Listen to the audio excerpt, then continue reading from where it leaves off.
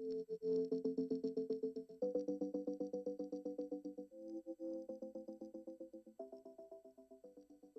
national championships were meant to happen last year. We've got to the stage now where we have more than one decent athlete or one high-level athlete to represent the country, and it's come to the stage where we need a national champion. We need that number one, that ranked person, who's going to be the number one for the year. Before, what we used to do was have a squad session, and the most senior type of player or the most experienced player took a position. But now we have a lot of senior players, a lot of experienced fighters, so we needed a national championship. It was meant to happen last year, but COVID killed it, and the national championship is something that is well needed. It doesn't matter what people have done before, Conor McGregor, Neil Series, Paul Redmond's, Cattle Penders, all these guys in the UFC. There's never been a proper national champion, a proper association backed by a world body. You are going to be the first national champion. First, second, third ever, or even just to compete in it. You're the first guys ever to compete in this. So it's actually setting in stone a level and sort of a standard that we have to reach. You've got to be the best in the country, and it's history. It's the first time it's happened. So it's a huge opportunity, and I think a lot of people don't think aren't thinking it's as big as it could be. You imagine a young fighter, in 10 years' time, and they're in the UFC, or they're coaching in their gym, or they're telling their family, I was the first ever Irish MMA champion. Now, remind all the superstars have gone before, the first ever amateur, legitimate Irish champion. It's huge. It's unbelievable, and it's something that it can never be taken away from them.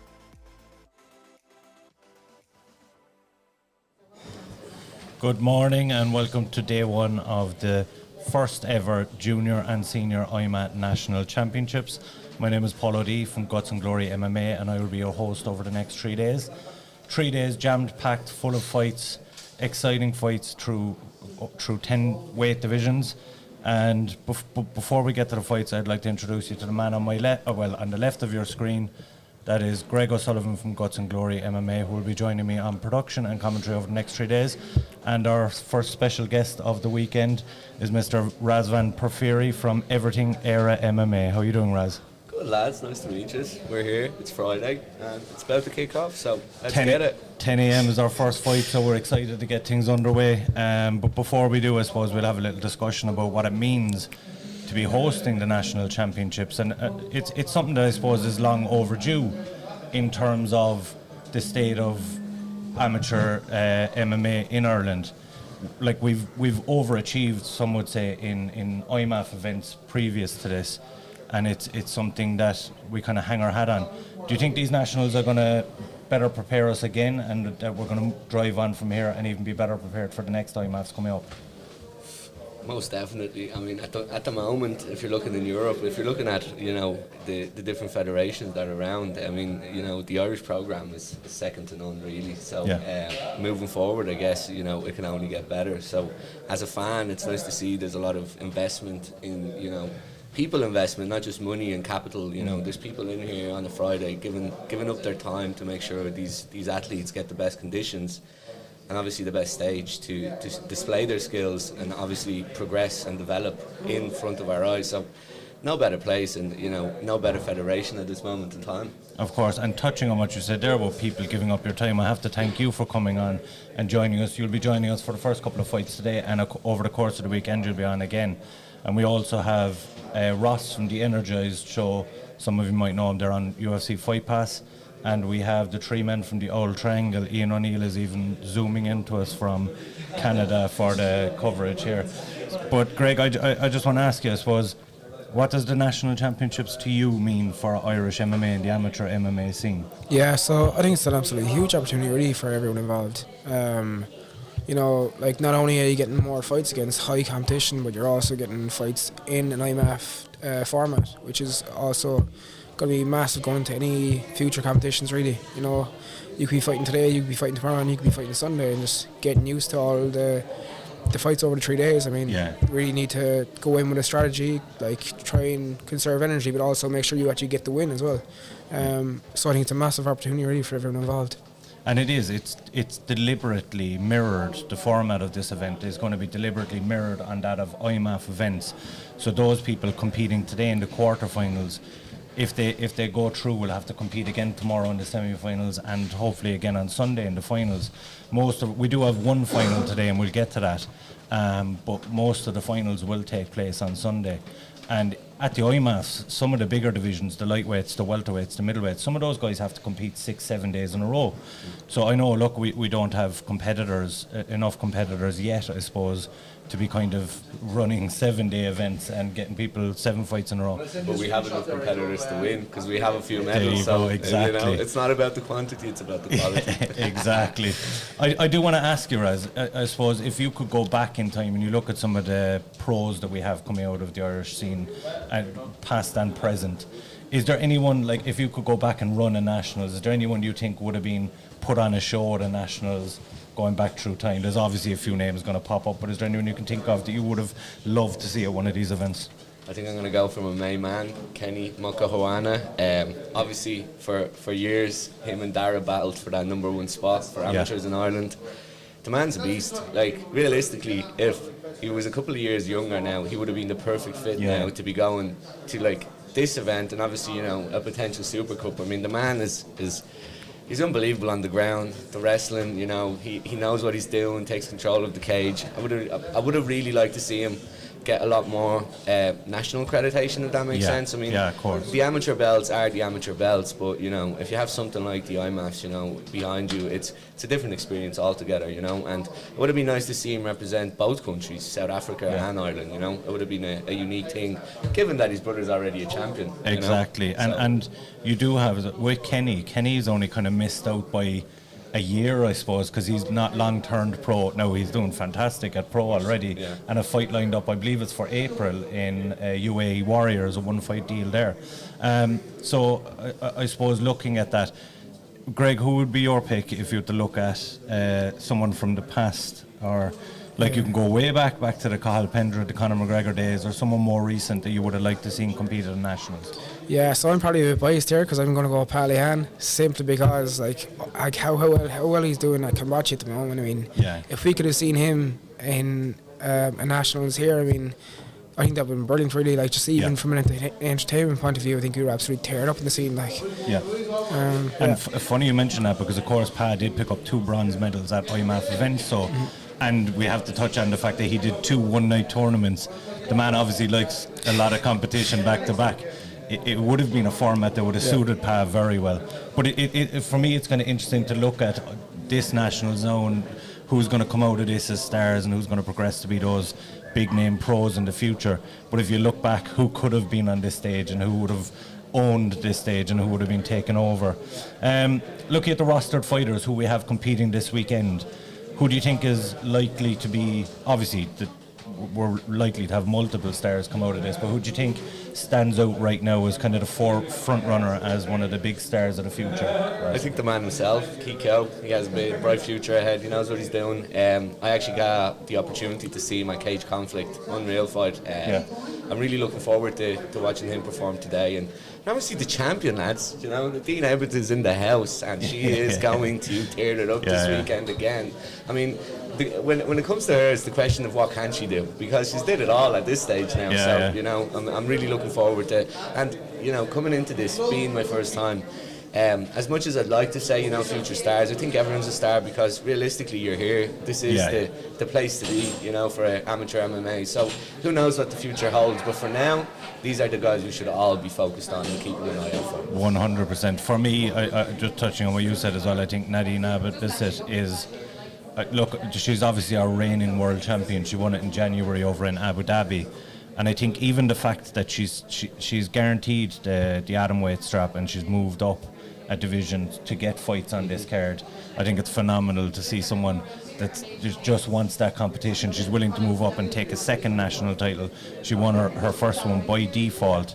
So again, that fight is on the Sunday and it's going to be a phenomenal one. I believe she's fighting Lisa Houston in the strawweight final on Sunday, and the first fight on Sunday, so definitely one not to miss. So a little bit about today's action, I suppose. We have featherweights, lightweights, welterweights and middleweights doing the quarterfinals, and we also have the flyweight final on deck, the junior flyweight final. So out of today's fights, what are you looking forward to? Kind of what fights do you think will be absolute bangers throughout the day, Raz? Well, I picked a few, but I'll go with my top three. I really think that second last fight, the Tristan Barnett fight against Matt Vidas. Mantvidas Vasilius. Oh, there you go. You said it better than me. It's the same on the podcast. If there's any tricky names, it just comes to me. You see, I always like to start the first two syllables and then someone will complete it for me. I'm like, yeah, thank you. But I do suppose I'm looking forward to watching Ethan Guerin fight as well. Lee McCrow is a tough opponent, but I do think that's going to be high level fight, I suppose, and it's going to have a bit of everything. So I really like well-rounded fights, especially for tournaments like this, because sometimes having tunnel vision and just focusing on the one particular skill is not really going to get you anywhere. These are the fights where you want to display everything and want to try everything. So definitely looking forward to them too. And again, I mean, Keith Kyo, I actually have the pleasure to watch this guy fight again in the second fight. So definitely looking forward. And you're on the kind of commentary team for this one as well. Exactly. Yeah. You see, like it's all panning out, lads. Think about it. These nationals brought us all together. Like when do you ever see? We're so separate apart, different locations in Ireland. You never get to come together, so it's nice to see everyone come together. Us in the media, and obviously the fighters and the clubs competing today. I agree wholeheartedly. Greg, is there a fight in particular on today's kind of roster that you're most looking forward to? So to be honest now, I can't wait to see all the lightweight fights. I mean, that's always a fantastic division. And I think we have three of them today, and I think each one of them are going to be bangers. And also I do have to shout out the welterweights as well, Ethan Guerin and Liam McKeough. Two Cork boys. Yeah, I think that's going to be a brilliant fight again. And as you said there, now two Cork lads, there's going to be bragging rights there now for whoever's the best in Cork. Well, I have to correct myself because Ethan would never let me live it down. He is actually a Kerry man, but he's training currently in Cork. But we're claiming him anyway. We're claiming him as a Cork man. You touched on the lightweights there. The lightweight division is the only full bracket that we have this year. Now I expect going forward in the coming years for almost every bracket to be full coming into this. When they see what happens here, they see the accreditation people are getting for national championships and the significance of it.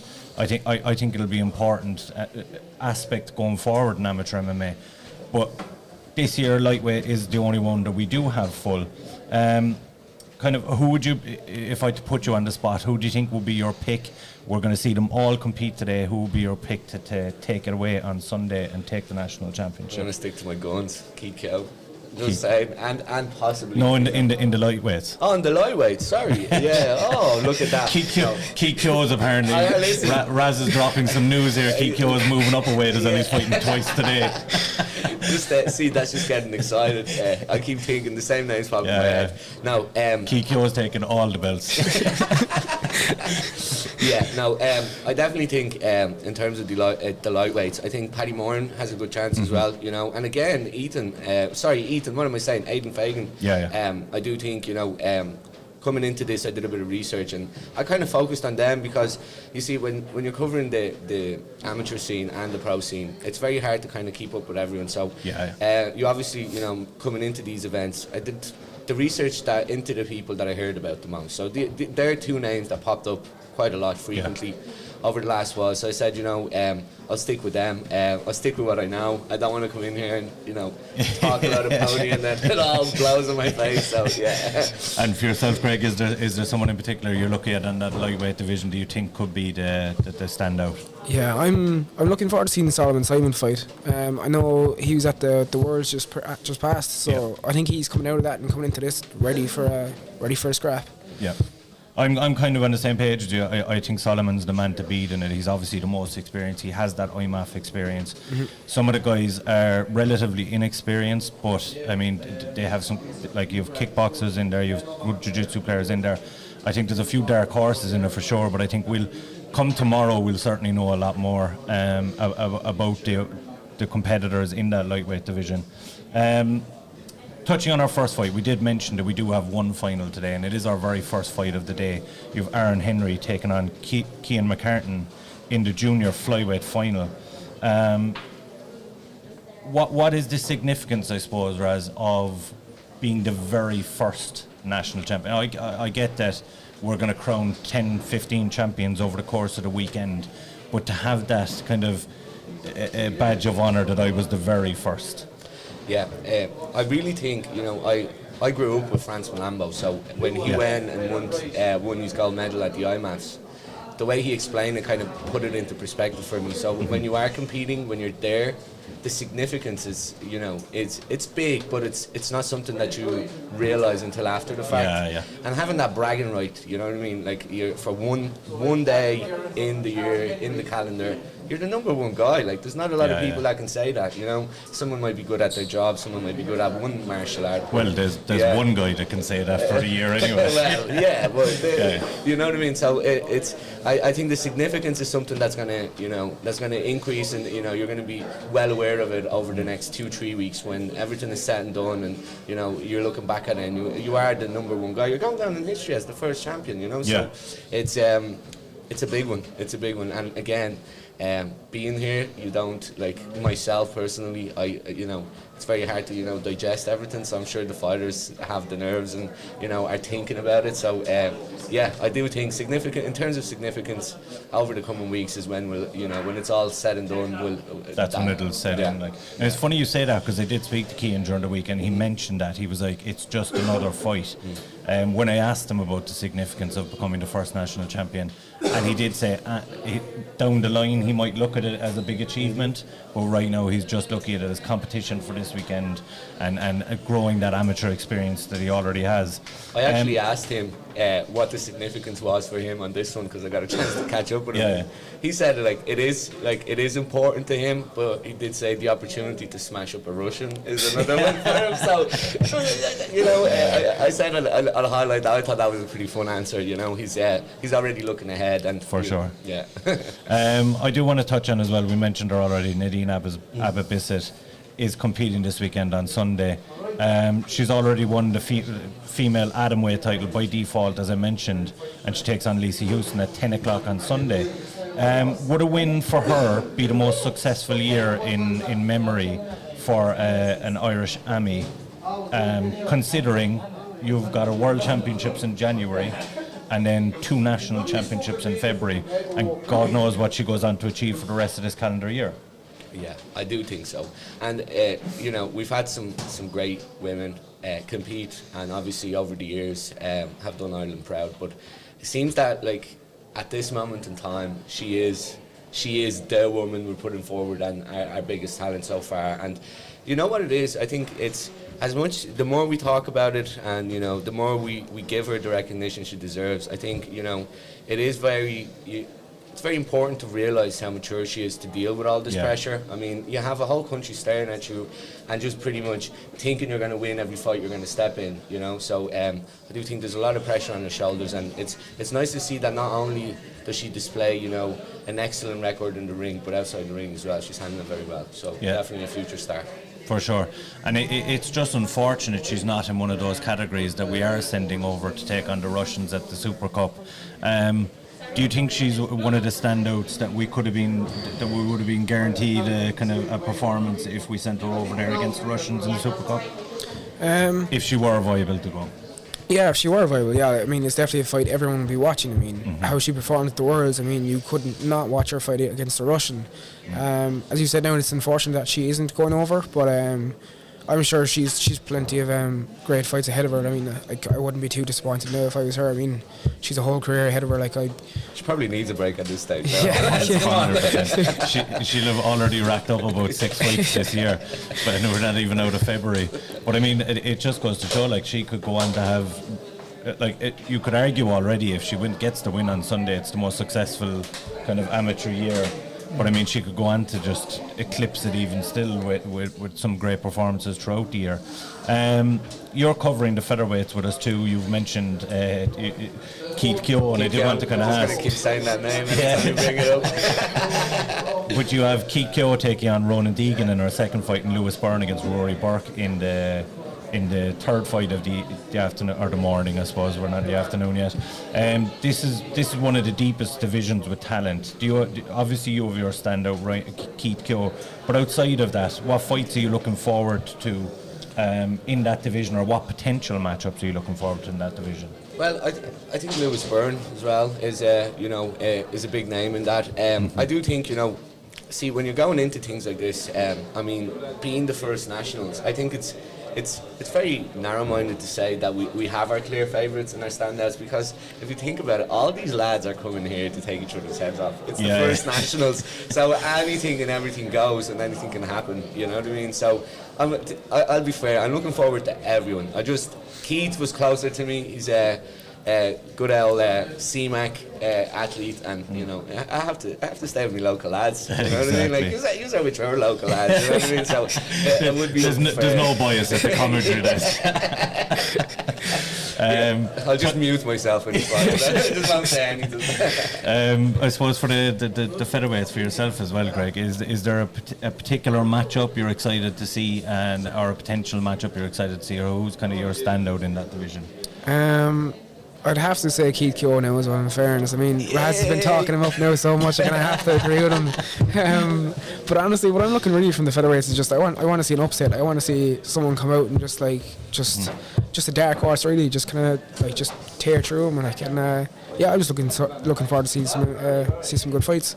Yeah, and we have plenty of those lined up for you today. Just to give a kind of rundown of today, we have, obviously, Raz is joining us for the first couple of fights. It's supposed to kick off at 10 o'clock. And then we have Ross Caldwell from Energize is going to join us for a few fights after that.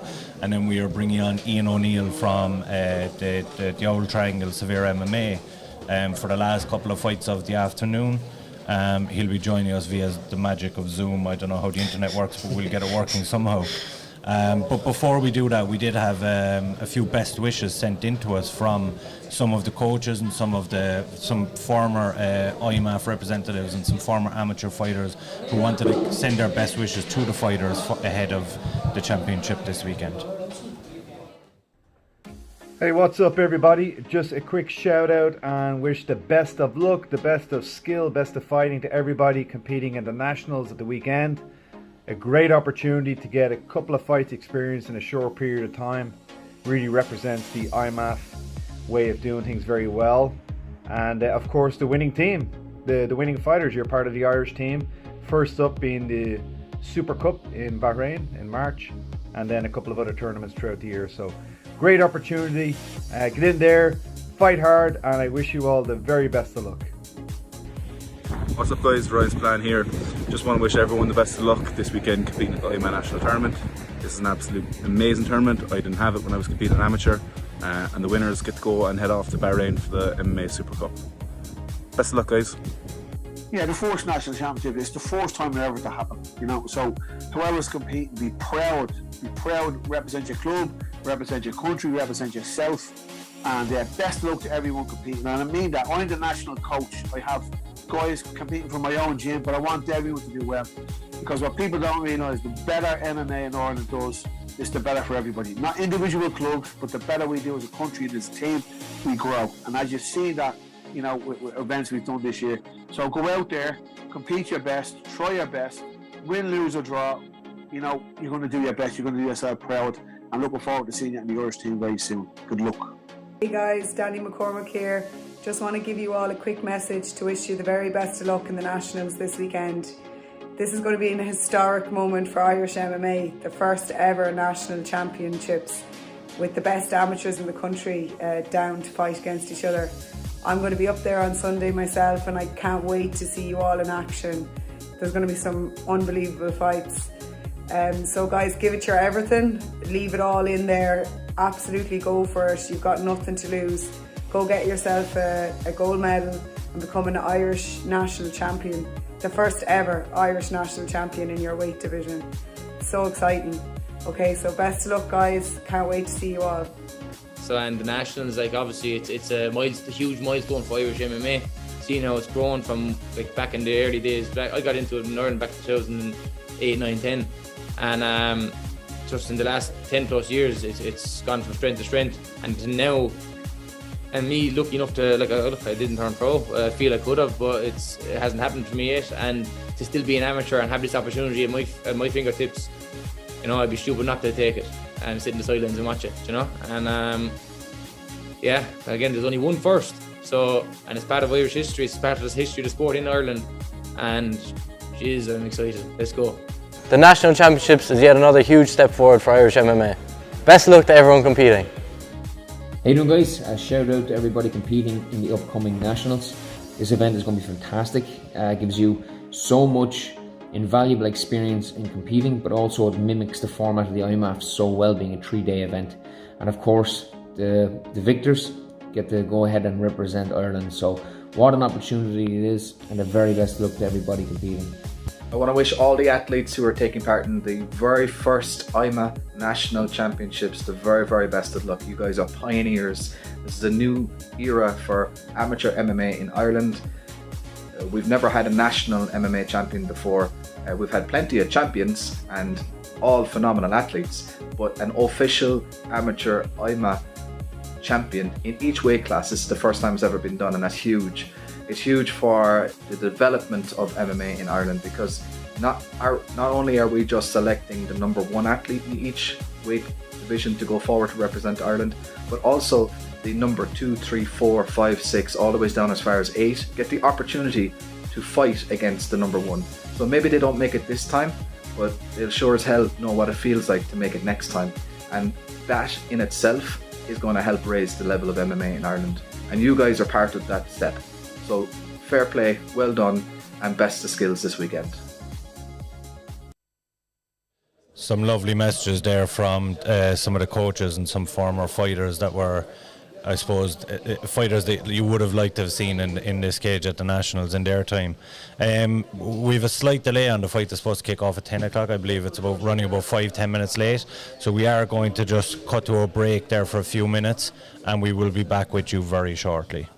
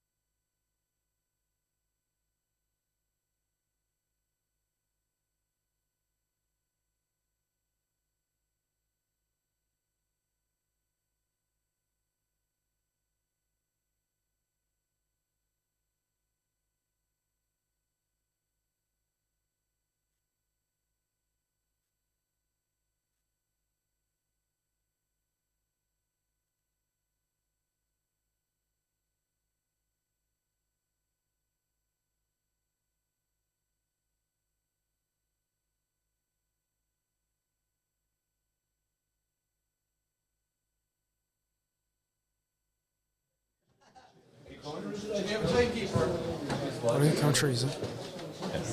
So we're coming back on there now, guys. We have a fight on deck.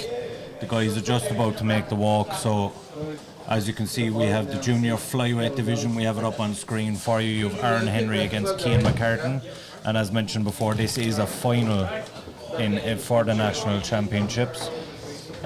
We actually just have the guys are warming up and ready to go. You can see him here. So we have Aaron Henry here, who's make his way towards the cage, and we just have some people warming up in the background there as well. But before we do that, I just mentioned there that Aaron Henry, of course, he's making his amateur debut today in the national finals, and will compete at flyweight and bantamweight this weekend, junior flyweight and junior bantamweight. The junior bantamweight is actually a round robin, so we can pull up the junior bantamweight bracket there as well for you, and you can see it. Cian McCartan and Aaron Henry both entering that, and they'll be joined with Jake and Guy, and they'll face off against each other, and whoever comes out on top of that will become the national champion at bantamweight as well. So Aaron Henry, as mentioned, he's excited to see teammates Jamie and Nadine Abbott-Bissett, who we mentioned beforehand, Paddy Moran, Lewis Byrne and Paddy Symes over the weekend. He would like to give a shout out to his parents, girlfriend and his second family at Team Rhino, especially his coaches for putting the hours in with him. And he's just in our prep area there now, so he's just getting ready to go into the cage. And our first athlete makes his way into the cage for the very first national championships in Ireland. We have Aaron Henry in the cage. And just to point out as well, guys, we do have the comments live here in front of us, so if you're commenting along on YouTube and you're watching, or on Facebook for that matter, any good comments we will bring up on screen, and we'll give you a shout out as well. So we have Cian McCartan is making his way down to the prep point there now. Despite today being for national championships, Cian is taking this contest as just another fight. Cian is happy with the format of this event and believes that it will better prepare him for future IMMAF events, and believes that his previous experience at the IMMAs will benefit him this weekend. MMA has been Cian's life from a young age, and he's looking to get as much experience as an amateur as possible. So Cian is just making his way to the prep point here now. I actually got a chance to catch up with Cian yesterday, and very confident young man. He feels he can win this fight everywhere and anywhere, so we're in for some fireworks.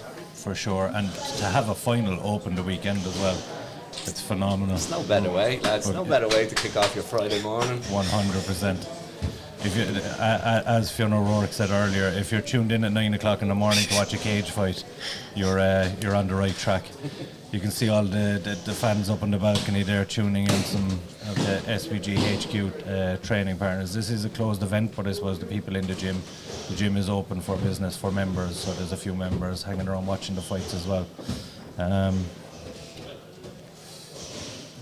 Nathan Brennan, Aaron Henry going to the Super Cup. Let's go. Unfortunately, Aaron is a junior and they won't be going to the Super Cup, but I'm sure in time to come, with another invite, Aaron will be a candidate to go forward for that. So we have Mr. Derek Hickey is in the cage for this one, the baddest man in any cage. Just giving them a talking to, and we are almost ready to go for the national championships, folks.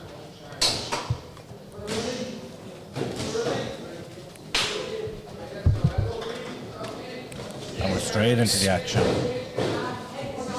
Wasting no time.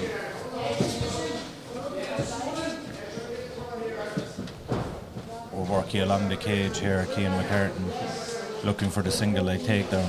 He's got a high crotch.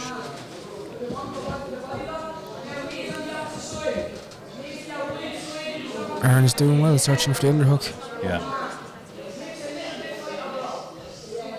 What does Aaron need to do here to get out into the open? Do I get the take? Oh, good takedown.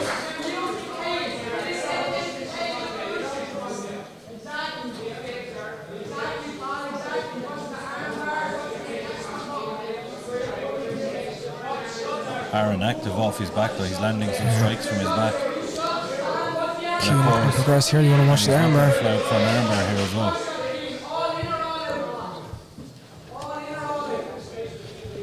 We had some guys in the comments earlier, Armageddon and watch stuff out, watch like the that, armbar. so it could have been an early prediction from the armbar fans.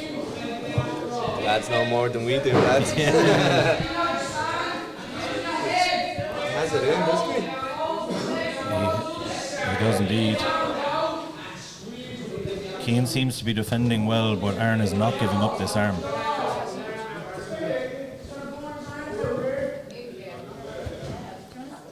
Still digging for that. If he can get him flattened out in his back.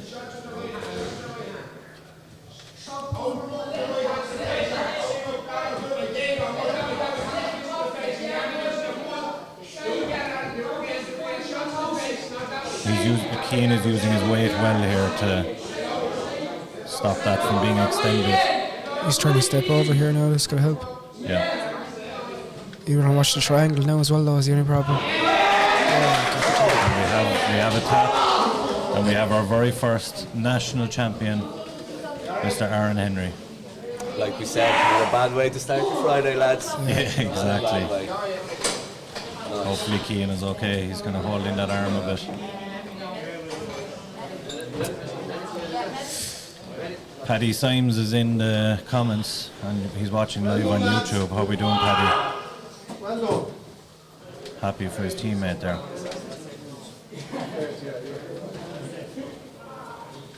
And we just have to remember as well that Keane, of course, is due to compete tomorrow. So this championship isn't over for Keane.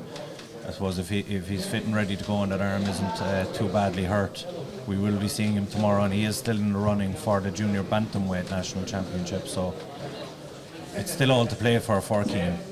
But you have to figure now that Aaron is kind of the front runner, I suppose, Raz, for that junior bantamweight now with a win under his belt already. Yeah, it was a pretty impressive win, wasn't it? He just straight in, knew what he was doing. And never let that arm go the minute he grabbed it. Yeah.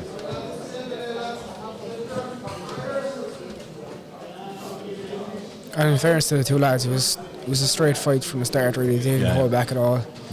No messing about, just went in for it. And a great sign of respect here now as well from the lads.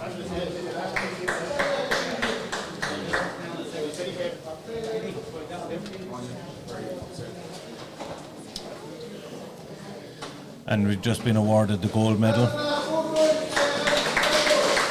you see it there now.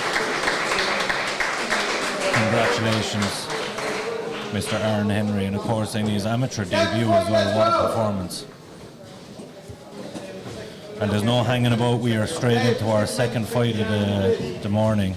We have Ronan Deegan against Raz's man Keith Kyo is coming up on deck next. So the winner of this fight will take on the number one seed, Ryan Kyo, in the semi-finals tomorrow. And we can pull up the featherweight bracket there as well, just have a look at that. And you'll see the kind of delay of the land here. So we've Ronan Deegan against Keith Kyo in this fight. And Ronan Deegan was very busy at the end of last year, competing 3 times in 8 weeks, racking up 3 straight wins. Ronan is under the tutelage of BJJ expert Kieran Davern at SBG Tullamore and has already finished 2 fights by rear naked choke submission. He will be one of the dark horses in this featherweight bracket, but make no mistake, he will fancy his chances of submitting any of his fellow competitors. And he's just at the prep point, making his way towards the cage now, just being greased up. So there's no hanging about here, guys. Once the fights start, we are good to go. And just behind him, right in front of us here, we have Keith Kyo is getting ready to move towards that prep point. Keith returned to action at Cage Conflict in December after 2 years away from the cage due to COVID restrictions. He continued his winning ways with a unanimous decision victory over the very tough Cormac Burns of FAI in a very impressive performance. No relation to Ryan Kyo, Keith will be looking to move to 5-0 and progress to the semi-finals to take on his namesake Ryan tomorrow. And he's just getting greased up in the corner there. You can see it just in the far end of your screen as Derek Hickey has a little word with Ronan.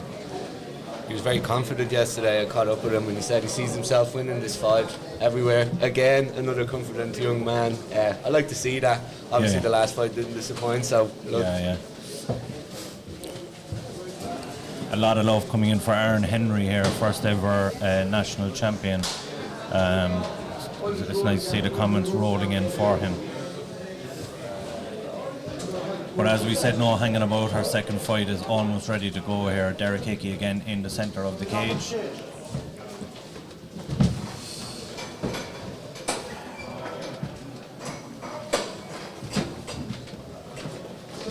And he's checking the fighters already, and we are away for our second fight of the morning, guys. All action this morning. And early pressure here from Keith. Very good jabs. Yeah. He's really working that jab well, isn't he, lads? And he just seems to have that little bit of a reach advantage, and he's making it work for him. And you can just see Keith is very comfortable in the cage. He's really just moving in and out, no problem whatsoever.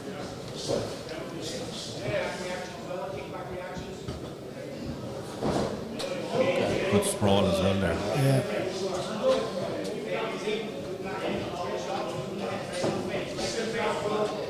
I would like to see Ronan try to attack that lead leg.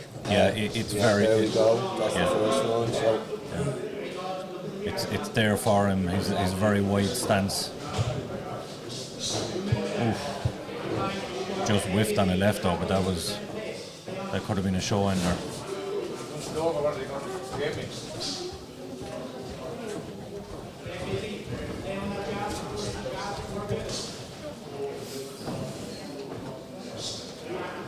This is a little bit more cagey than our last contest too, and that leg kick, that did a little bit of damage, that one. Yeah, he did switch stance there for a second. Yeah. And I like that as well from Ronan, the kind of feinting, switching levels. There we go. The sprawling from Keith Kyoto. Very good. Phenomenal. And he's kind of touching him up a little bit now. Switch stance from Keith and back again.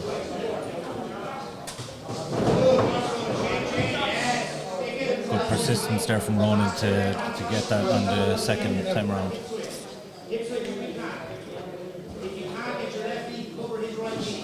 We'll see what Ronan he does with it now. Okay. He just needs to be careful here now. It looks like an omoplata. He's taking it back. Oof.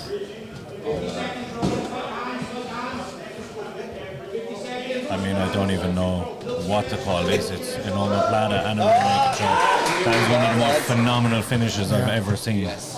Fantastic. Absolutely sensational from Keith Kyo. And he does move forward to the semi-finals tomorrow to take on Ryan Kyo. Looks like we called the right lads. And Raz might have been onto something. I hope you had money on it, Raz. Is there a bookie somewhere? What a phenomenal performance. Brilliant performance. Fair play to Ronan as well. Hung in there. And even though he was on the end of those jabs, he did well to adjust to get that leg kick and to get the takedown. But Keith was just a little bit too much for him today. But what about that finish, Raz? What about that finish, lads? I mean, the omoplata wasn't all the way in, so switch to a rear naked choke. What do we officially call it? Is it a rear naked choke? I have no idea what you call it. I think we have to ask Keith. Yeah. Keith. Yes. What are we calling that finish? Yeah. The Keith omoplata. Keith omoplata. You got it from Keith Kyo here first. Love it. Short, simple, and to the point. Very, very impressive finish. Only on the Nationals, guys, and that is what we have ahead of us. We've only another, I suppose, 29 fights ahead of us over the course of the weekend, so expect much more of that, guys. And Christopher Larkin is jumping in. Beautiful performance. Well done to both lads. Just thought we'd take appreciation there. Mr. Dark Kelly just walked by the stage. There he is, the man himself. Big Bellator debut. Keep your eyes peeled on that guy. I have to say we're honoured to be sitting here and getting to witness this action right from the off. If it keeps going like this, lads, we're going to be out of here by lunchtime. We'll be out of here by 11. If you're planning on tuning into the live stream, get on now because the fights will be over very quick. We do have fight 3 is going to be on deck very shortly. It's the second quarter-final today. Lewis Byrne from Team Rhino against Rory Burke from SBG Clonmel. The winner will take on Jordan Bradshaw in the semi-finals tomorrow. Lewis Byrne, 5-5, had a very busy 2021 with 6 fights, including 2 fights in the Czech Republic at the IMMAA World Cup.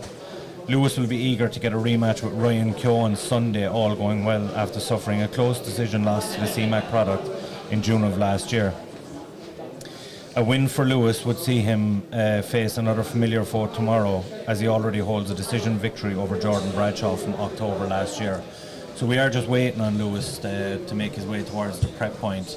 And you can see the bracket is up in front of us there. So our next fight, Lewis Byrne, Team Rhino, Rory Burke.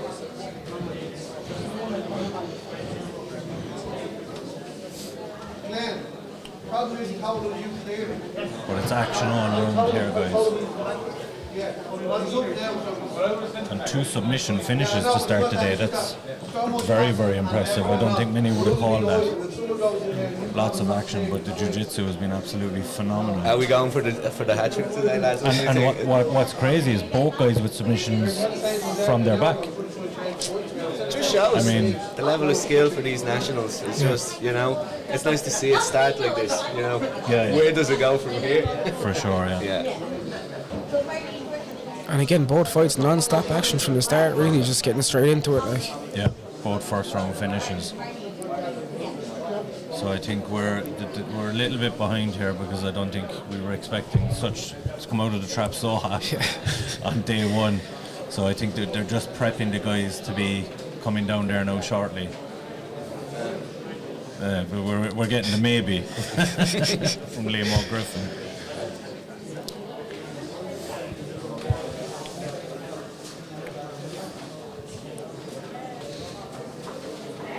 But I suppose if you're watching live, guys, in the comments, who do you fancy for this one? Have you got Lewis Byrne or Rory Burke? Where's your loyalties lying for this one?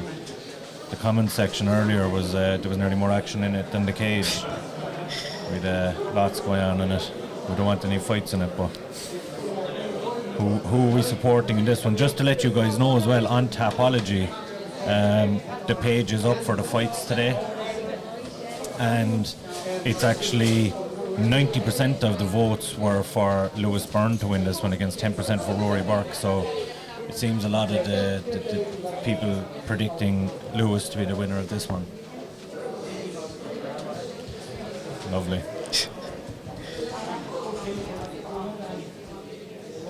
Jamie Malone and Okie Dokie on Rory. And Patrick Symes is predicting Lewis Byrne with another first round finish. So you can see the comments, we're bringing them up on screen there, guys. So if you want to get your comments in, get them in. We will give you a shout out. We'll bring up the comments throughout the course of the day.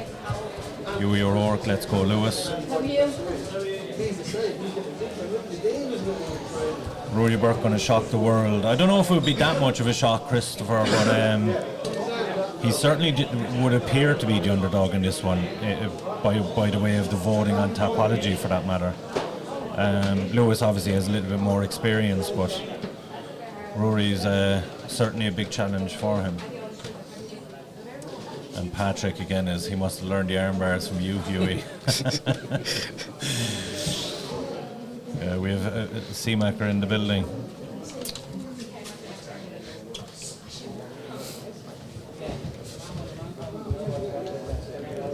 So obviously we're still waiting on the guys for our third fight, just a little bit of a delay on that.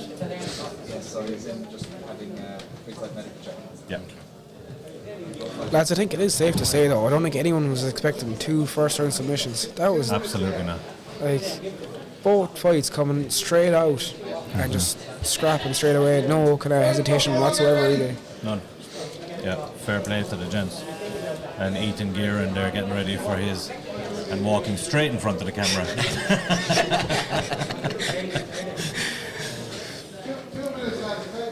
So we're just getting the call there that we are 2 minutes away from our next fight. So stick with us, guys. You don't want to miss a second of this action. Based on what we've got so far, if this continues, we've a short day ahead of us. Poor old Raz is joining us for 3 fights, and he's only going to be here for 20 minutes. Look, lads, I'll be back. If you'll have me, I'll be back. I'll be here for the day. Definitely. Raz will be joining us a couple of times over the weekend. So, yes, the Red Devils, we have the junior flyweights were on deck in our first fight. Aaron Henry picked up an armbar finish over Cian McCartan in the first round. Lots of support coming in for Rory, so it kind of, from what we're getting here from the comments, it seems to be the majority of the support coming in for him. We do the guys coming up on deck right now.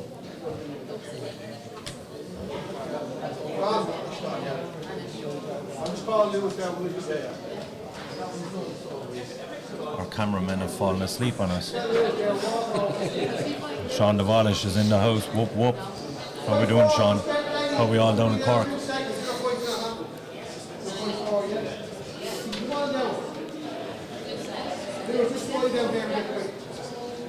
So first up, we now have Lewis going into the cage, just getting ready. He's at the prep point, getting greased up as we speak. Coach Owen Roddy in good spirits as usual. No cameras.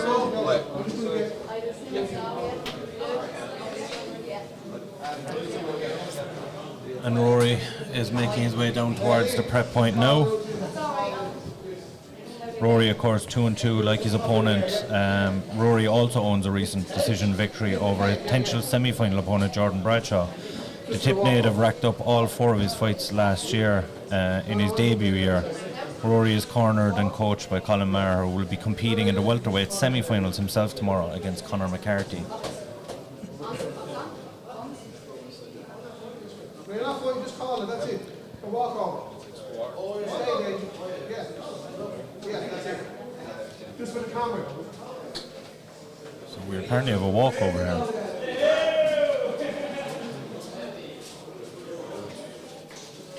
Do we know what fight that is?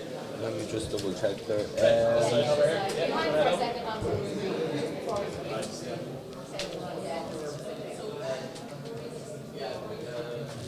No. Liam. Who's that? He didn't pass my Roy. So we're just getting information here that Rory Burke didn't pass medicals, unfortunately, so Lewis Byrne gets the victory by walkover and will compete against Jordan Bradshaw tomorrow. So we are moving on very quickly here to fight 4 in the male senior lightweight division.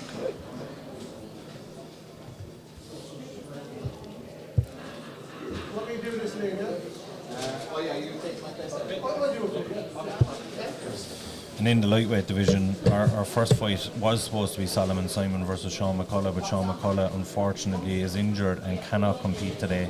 So that is another walkover. We have Solomon Simon moving straight into the next round. So I believe on deck we have Craig Crawley versus Jack Thorne in the lightweight division.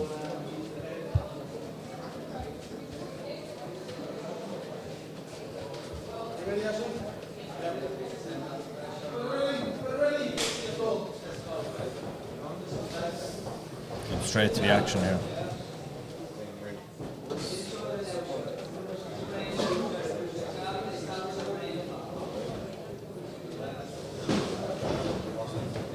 Nice right hand there by Thorne.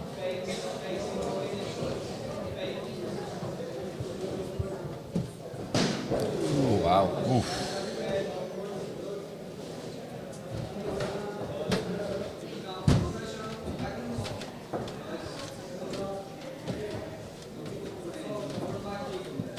Nice to see this in the third fight. The first fight was all about grappling. The second one was all about the crisp jab. And this time around, the lads are nice playing around with the kicks. So yeah, very heavy kick game here. Very heavy. Crawley.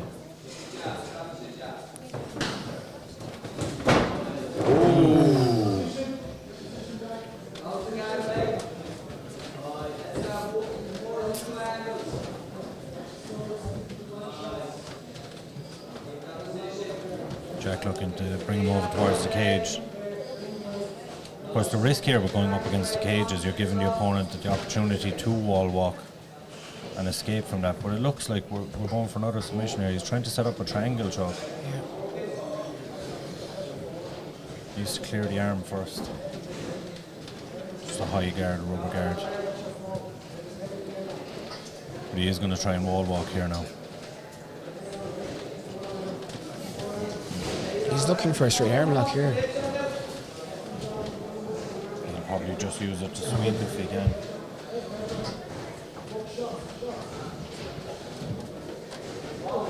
And back to the straight arm lock again.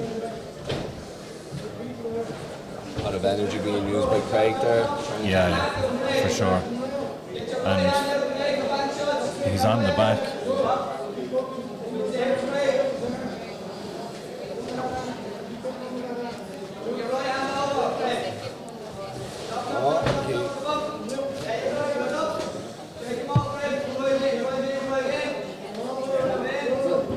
And he looks like he's going to look for that armbar.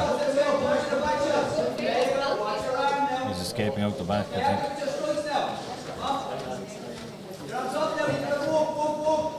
A very good reversal there, in fairness. Yeah.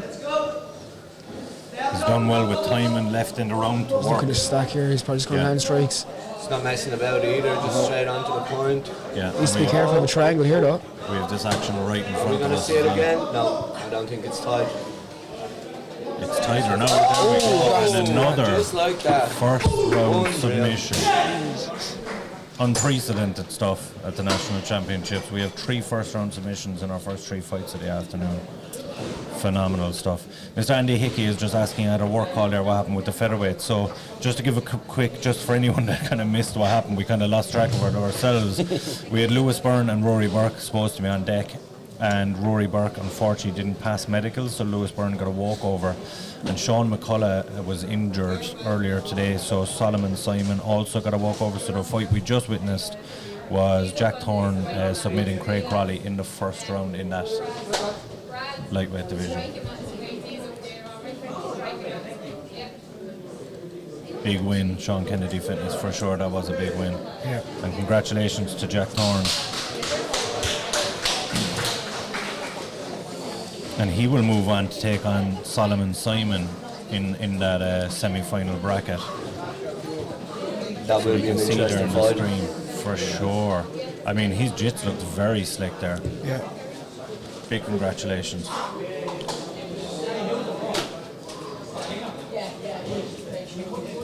So our next fight on deck, and I believe we're pretty confident in saying it this time, we have Frank Maher versus Paddy Moran is on deck. Paddy Moran is going to do in this one, lads. What do we think? Yeah. We'll have an unbiased opinion on that one. And the winner of this fight will take on the winner of our next bout, which is Aiden Fagan versus Andrew Barnett. Just as they're on their way down there, Frank Maher, brother of head coach at SBG Clonmel, Colin Maher. Frank will certainly be expected to have a high standard of grappling heading into this weekend. Frank hasn't competed in MMA since taking part in the 2019 IMMAA World Championships, where he came up short against Northern Ireland's Emmett Core in the first round. Frank is a blue belt in Jiu-Jitsu under John Kavanagh and has been competing in Jiu-Jitsu since 2017. A potential matchup with Craig Crawley would certainly be an interesting prospect, but that goes out the window now. But based there on Jack Thorne's Jiu-Jitsu, that would certainly be one to keep an eye on. If those two, that would be a great Jiu-Jitsu match. So Clonmel are in the house. Frank Maher is on deck next, and he is of course going against Paddy Moran, 1-2. Paddy made his debut in August of last year, going 1-2 thus far, including a TKO win over Basit Salim at Iowa Fighting Championships in November. Paddy was selected for the Irish team to head over to Abu Dhabi in January, but unfortunately could not make the trip. Paddy's competed previously at featherweight, so it'll be interesting to see how he stacks up against these lightweights in this division, and if he's maybe somewhat undersized for it. But I mean, I've seen him here earlier today, and he looks the same go as everyone in that division, so certainly doesn't look undersized for it. But an interesting one here again in the lightweight division, Frank Maher, Paddy Moran. And I mean, we're on fight 6 of the day already. Obviously that is based on the 2 fights that fell through already today, but we're halfway through the day, lads. We're motoring through the day at a ferocious speed. Each fight finished with a submission, and each fight a different submission as well. Yeah. Triangle, armbar, and keto plata. That was the D15's finest, that was. Yeah. Top notch finish. So what do we think of the fight so far, lads, since we do have a bit of time before the next one gets underway? I mean, there's no way in any realm, I would have predicted 3 submission finishes in the first round. These are very well matched fights. I thought they would have been, they've been competitive, but I thought it would have been a lot close. I thought we would have had some close decisions to start out, a little bit of tentativeness. No one seems to be tentative. They're going for it right from the bell, and it's been very impressive thus far. And we do have Paddy Moran just have to make his way into the cage there, in the right corner. And we're just waiting on Frank Maher on deck. What's your thoughts so far on the day's proceedings? Very similar to you. I would have thought the lads would have came out and tried to take their time and go in here with a level head, but that's obviously not the case. Everyone's fully focused and ready to go, lads. So we have killers in the building, ladies and gentlemen. Don't leave an arm or a neck out there anywhere. These boys will take them home. We're going to have to get a little tutorial later on that keto plata if we can pull Kyo aside.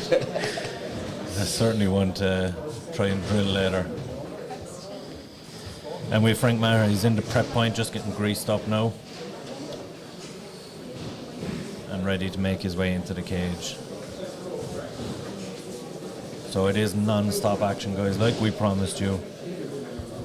Now, unfortunately, we could be done by 12 o'clock the way things are shaping up, but we do, of course, have more fights tomorrow. We have 11 fights on deck tomorrow, another 10 fights on deck on Sunday, including all the finals for the divisions that have the bigger categories.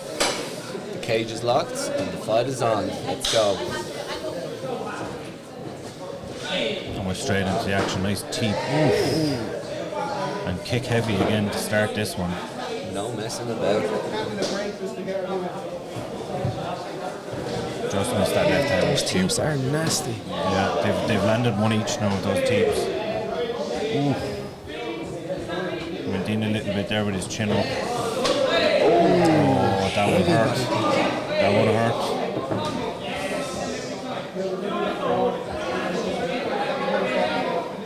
And the last 2 fights have kind of started the story of the kicking game. Oof.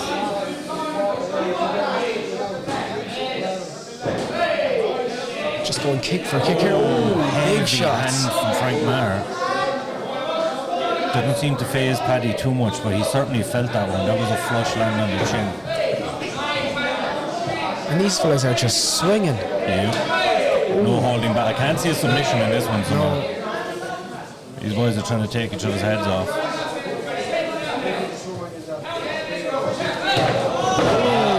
I spoke too soon. Very nice thinking. I was going to say, maybe we'll hold off on that for a moment. He has got the butterfly there. Okay. Let's see what he does with his top position. He's looking for an armbar, Submission attack. Could we have another one?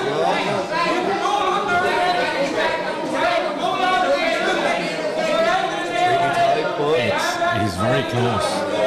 Just needs to get that arm extended.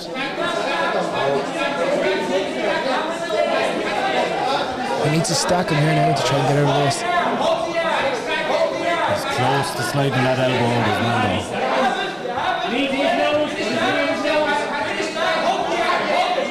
It's very close. You have to wonder how much energy he's wasting on that. Yes, yeah. Needs to be careful trying to hear stuff, still major. And as you can tell, guys, the noise is amplified somewhat. He's trying to get on top. Oh, he has it. Oh, no. Oof, that's nice. There we go. Frank Maher with the finish. That's unbelievable. 4 first-round submissions on day 1. Sensational stuff, and we hope that Paddy's okay. Yeah. Again, he's holding that arm a little bit. And we've Colin Maher jibing at us now. Wow. Another incredible very fight. Impressive. Wow. Very, very impressive. What a way to kick off the Nationals, lads. Yeah. It's insane.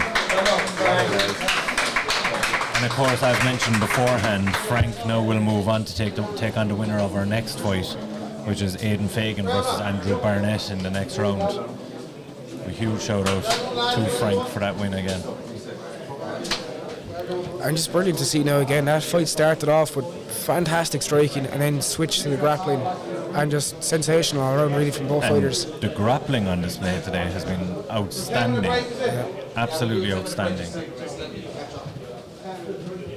And we noticed in the comments, if anyone was on live earlier before the first fight started, there was a lot of comments about arm bars. There's a clairvoyant in the comments somewhere, because someone was predicting arm bars today, and we've certainly delivered.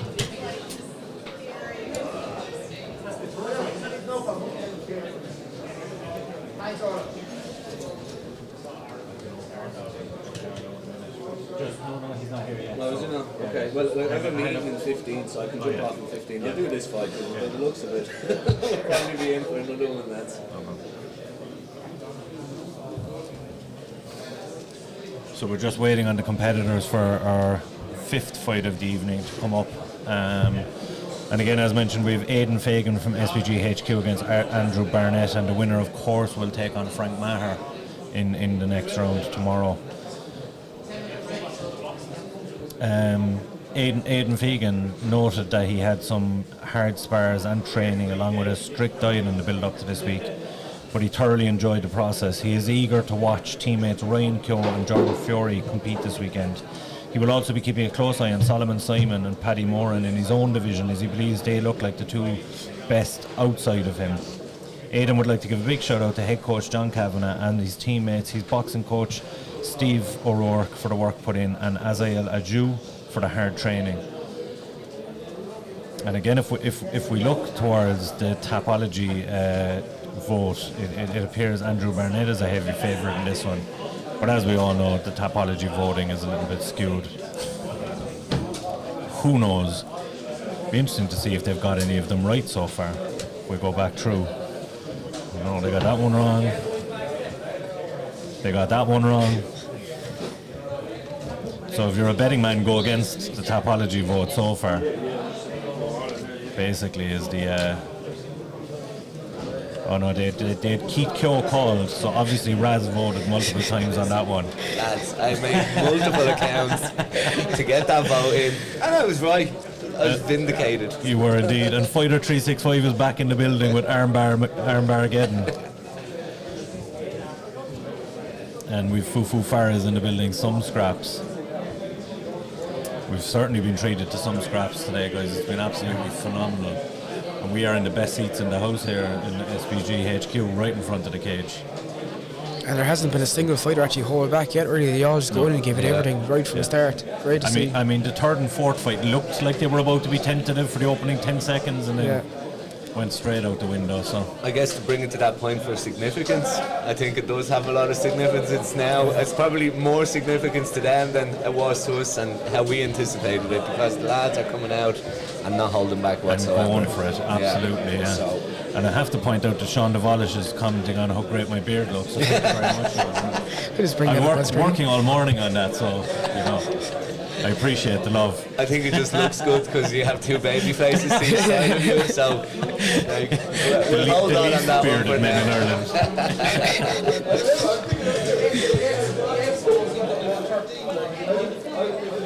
So we are just waiting on, as we said, the last lightweight quarterfinal to go, to be on deck, and we're losing our lights now and everything, guys. We're batteries are failing us, cameras are failing us.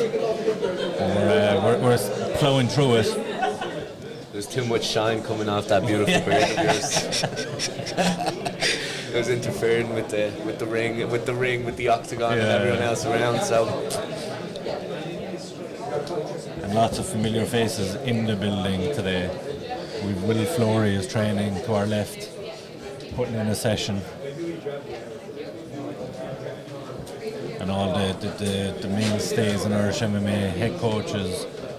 I mean, the who's who of Irish MMA are here in the building today. It's great to see, like you said, everyone coming together and kind of... It's nice to see the unity, you know, everyone comes from different backgrounds, different gyms.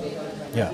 Competition is good for everyone. Sorry to put it across, but you know, competition is good, but at the same time, it's nice to leave that in the cage and, you know, try to get along outside, because it's without your competition, you wouldn't be where you are. Yeah. And, you know, development comes from competition, so it's really nice to see everyone coming together today. For sure. And before this, we would have had squad sessions as the selection tool for IMMAF events, and they're a great tool. I suppose you kind of get to see everyone move around, but it's not fighting for your place there. And I think the other countries that are holding national championships did have that advantage of having that experience going over to the IMMAFs, that they fought to be the best in their country, and that's what I like about this being introduced now. It's we have our squad sessions, and it's a very much a team mentality around the building today. But we are these guys are fighting off to get their place. And the IMMAF Super Cup for the guys that are eligible to do so in their weight classes, and for the Europeans, which will be later this year as well. So I mean, the importance of this can't be understated. To become national champion, and even to get to the final, because a lot of the runner-up guys will be representing Ireland in the Euros later this year. So Crazy is in the building, and he's saying SBG Clonmel on top. They're doing very well so far today.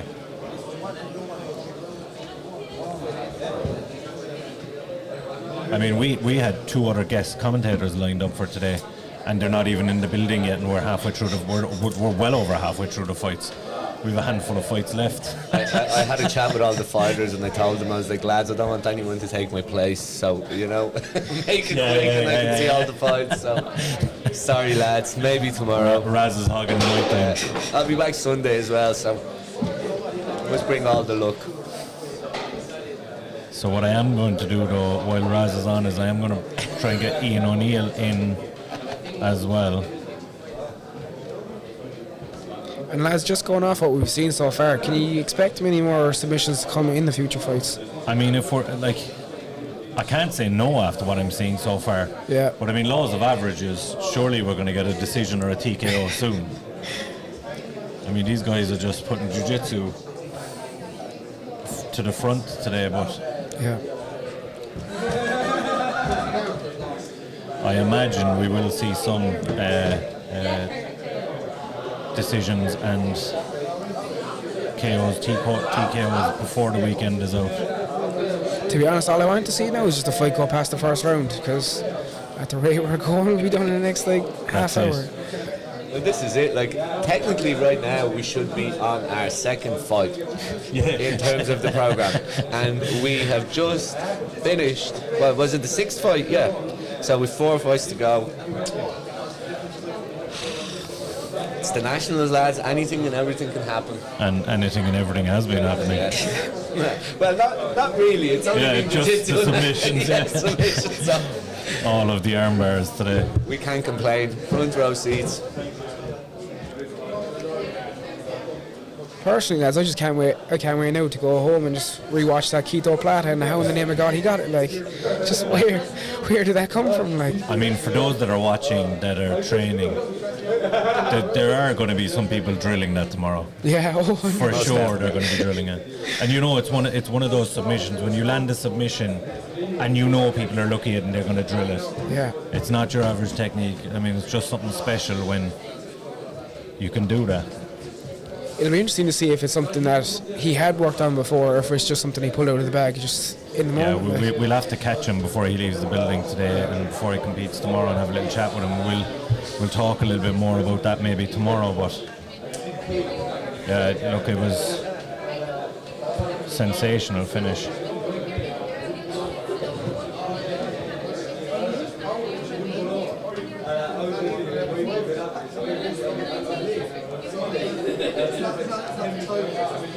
So we are hoping to have Ian O'Neill join us on the broadcast as well via the power of Zoom very shortly. Ian O'Neill was expecting to join us at about 1 o'clock today, but sorry, Ian. And what's mad is he's in Canada, and I believe he's 6 hours behind us, so it is very early over there, very, very early. Kind of fits in with our team. There's the man himself. Energize show in the house. Mr. Ross Caldwell is in the house, and he has no idea what he's missed so far. Welcome. No, you're going to take my place. Just nearly missed all the points. Exactly, yeah. We've had a lot of action in Ross's absence this morning. And we have Ian O'Neill is just ready to come in. We'll let the man in as well. Yeah. Thank you very much for that, lads. I'll be seeing you tomorrow on Sunday, so looking forward to it. Thank you very much, Raz. Thanks for joining us, bud.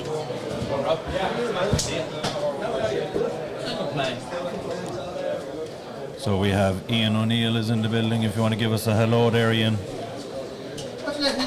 Can we hear you?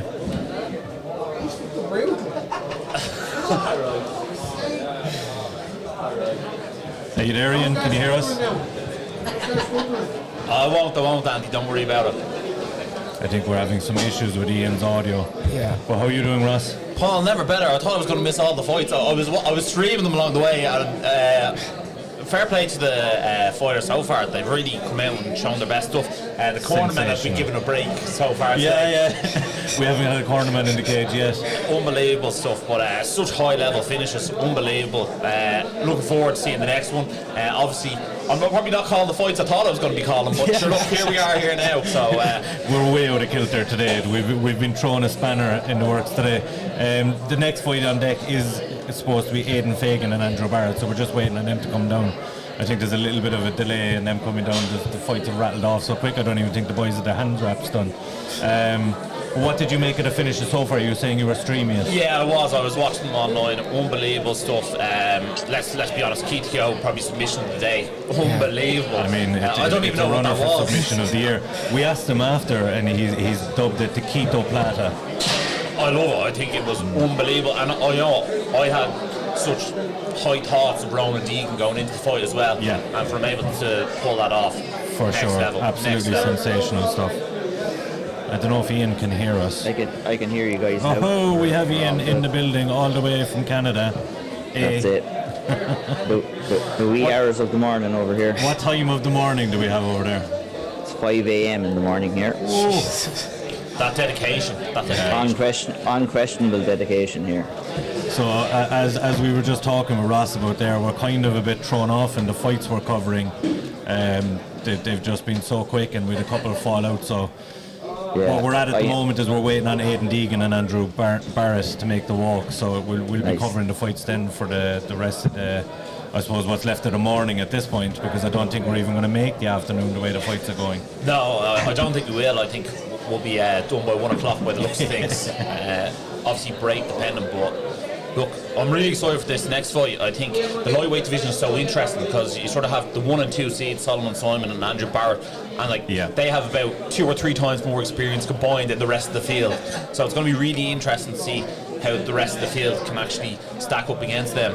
Also, when you have to deal with that experience factor, you know what I mean? These guys have been in there, the nerves probably won't be as much. And then on the other side, the other guys are a bit unknown quantities. We haven't seen them in there, so. And we've already seen that the level in there is frightening so far. Like, I mean, there's no guy that's not coming in there and absolutely giving it his. They've been fast fights, but we've seen something from everyone that's been on those mats today. So, I mean, I don't think we can rule out any competitor so far. And I suppose, I mean, if you look at it, Jack Thorne probably would have been considered an underdog in that fight based on the hype around Ronan Deegan and a phenomenal performance from him from start to finish. So, kind of expect anything today. Yeah, absolutely. And you know what? There were a few people like Jack Thorne and that Craig Crowley fight. I didn't really know much about them. Obviously, they never fought before, so I was like, let's see what they have. And very high level on the feet, went to the ground, and Jack Thorne wrapped it up. So look, it was an unbelievable finish, like they all have been. So let's see what the next one have in store. The bar has been set quite high. For sure. So, Mr. Ian O'Neill, tell us what's the sus in Canada these days, and what are we doing on the old Triangle, your new podcast? How are we getting on with that? Oh yeah, it's going good now. So it is. We'll probably have another episode on the week and on the way next week as well. So it's nice to get that up and going with Andy and Quilche as well. Yeah. So just to shine an extra light onto the scene there, and there's loads of stories and loads of people to talk to, so it's great to be able to get the opportunity to go and talk to coaches and to talk to fighters and everything like that, so for sure. And I suppose off the back of this as well, you have I mean, you're going to have interviews for the next couple of weeks. Yeah. Exactly. Yeah, we'll be doing just a bit of coverage on this event as well for a podcast that'll be coming out next week. We'll have a little look at Bellator Dublin as well. But yeah, there's going to be plenty of stuff coming up, and the IMMA's kept us busy, and there'll be loads of Europeans and everything else as the year goes on. So I'm looking forward to really getting it going, and it's great that we can do it. Yeah, for sure. And to touch on that as well, Ross, I suppose the Energized podcast, you're going a long time now, but just recently signed to UFC Fight Pass. Tell me how this came about, and kind of, I suppose, to get that platform, what does that feel like? Yeah, it's I suppose me and Barry have been doing it for maybe 6 years. I always say he's the brains, the operation, I'm the mouthpiece. He really is. His attention to detail on everything is so crucial. So if you ever see anything sloppy come out from us, it's from me. And when it's perfect and right, it's always Barry. I'll always put my hands up. His eye for detail is absolutely brilliant. We were just doing our thing one time, and next thing you know, get a message from one of the guys from Fight Pass. Would you be interested in having a meeting? To be honest, we were having meetings with the guys from Fight Pass from July, and we didn't sign till January. So it was a long time process. Yeah, and I suppose they've actually created a new platform on Fight Pass. They're going to have a variety of podcasts on there, and it's sort of funny because I only thought about it there the other day, and we're actually the first non-fight Irish talent to be ever signed by the UFC. And so we're the first ones to actually not have to step into the octagon to get signed to the UFC, which is funny, and I'm also very grateful for. I don't want to go in there against Ngannou. I'll definitely pass on that. Listen, I'd pass on fighting any of the guys that have competed today, let alone the guys in the UFC. So, but it's nice to be able to go on there and out a few slaps into the face as well into the UFC. So. For sure. Yeah, definitely. And then obviously we signed the deal.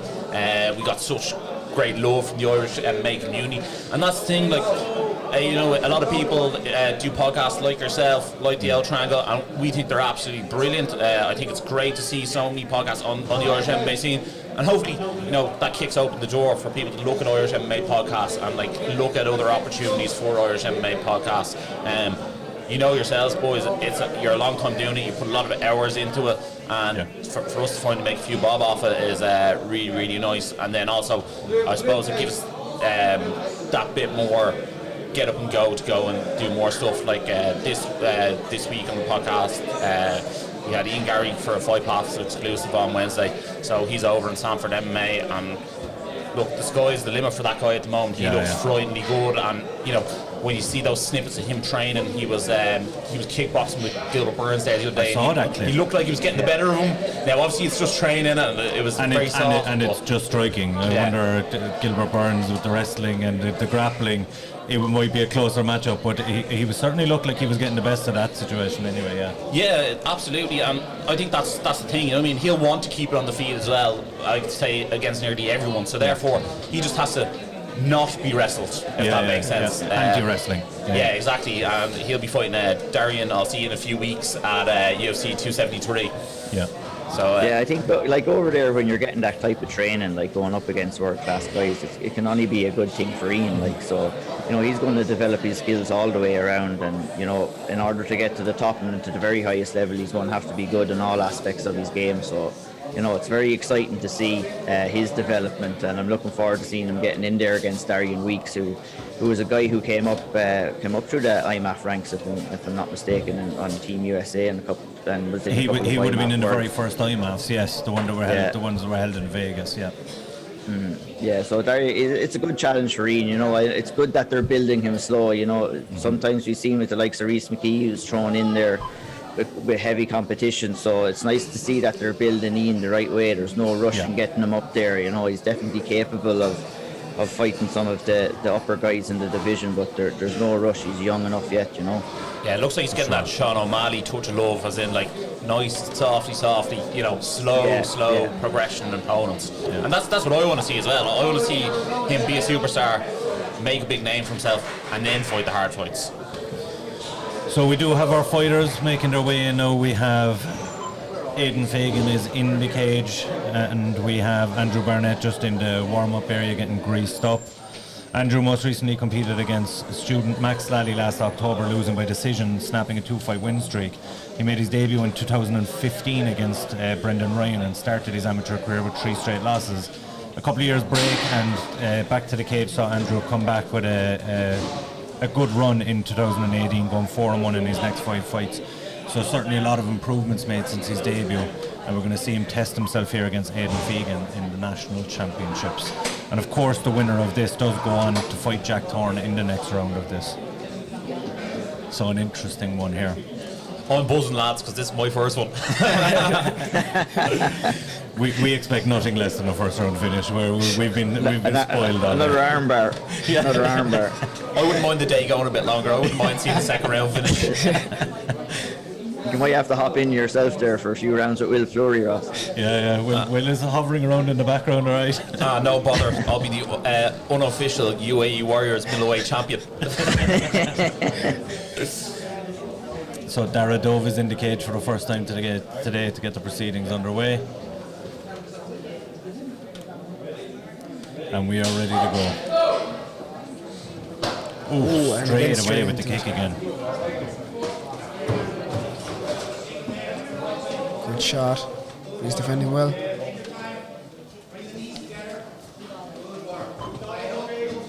The experienced fighter getting right into the dominant position straight away. And you can see here he's grapevined the legs. It's a very kind of Dagestani technique, but looks as if he's going for a looking body trying to lock. handcuff the hand as well. He reached for it there a second ago. Predominantly known as a striker, Andrew Barrett, but it looks like his jiu-jitsu under Kieran Davern and his wrestling has really improved. Yeah, for sure. I mean, Kieran Davern is a wizard up there in SPG Tullamore. So Looking at the triangle legs here. yeah.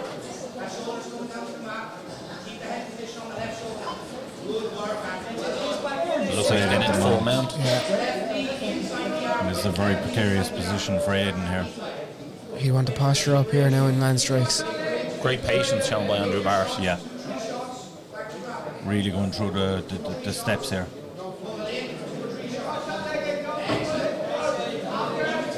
A half guard regained by Aiden very well there.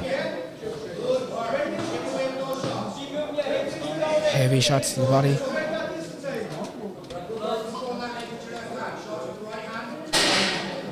So Ian has just alerted me that he's about 10 seconds behind on the screen, but It's going to get ruined for me if there's a big knockout or finish now. Andrew Barrett, totally dominant so far. Yeah, he's been very dominant here, very comfortable in top position, landing some good strikes. He's in 3/4 mount here as far as I can see. Yeah. And back to full mount again. Looking for the back here. He seems to prefer the mount over the back there. Yeah. He does. If you can posture up here now, Aiden's in real trouble. Yeah. And here we go. I think the finish is near. And does well to regain half guard again from that position. He does great composure by Aiden. Very well done. He's up against it here, but he seems to be trying to force some kind of stand up. Is he back into a knee on belly here? Heavy body shot there. And again, I can feel them from here.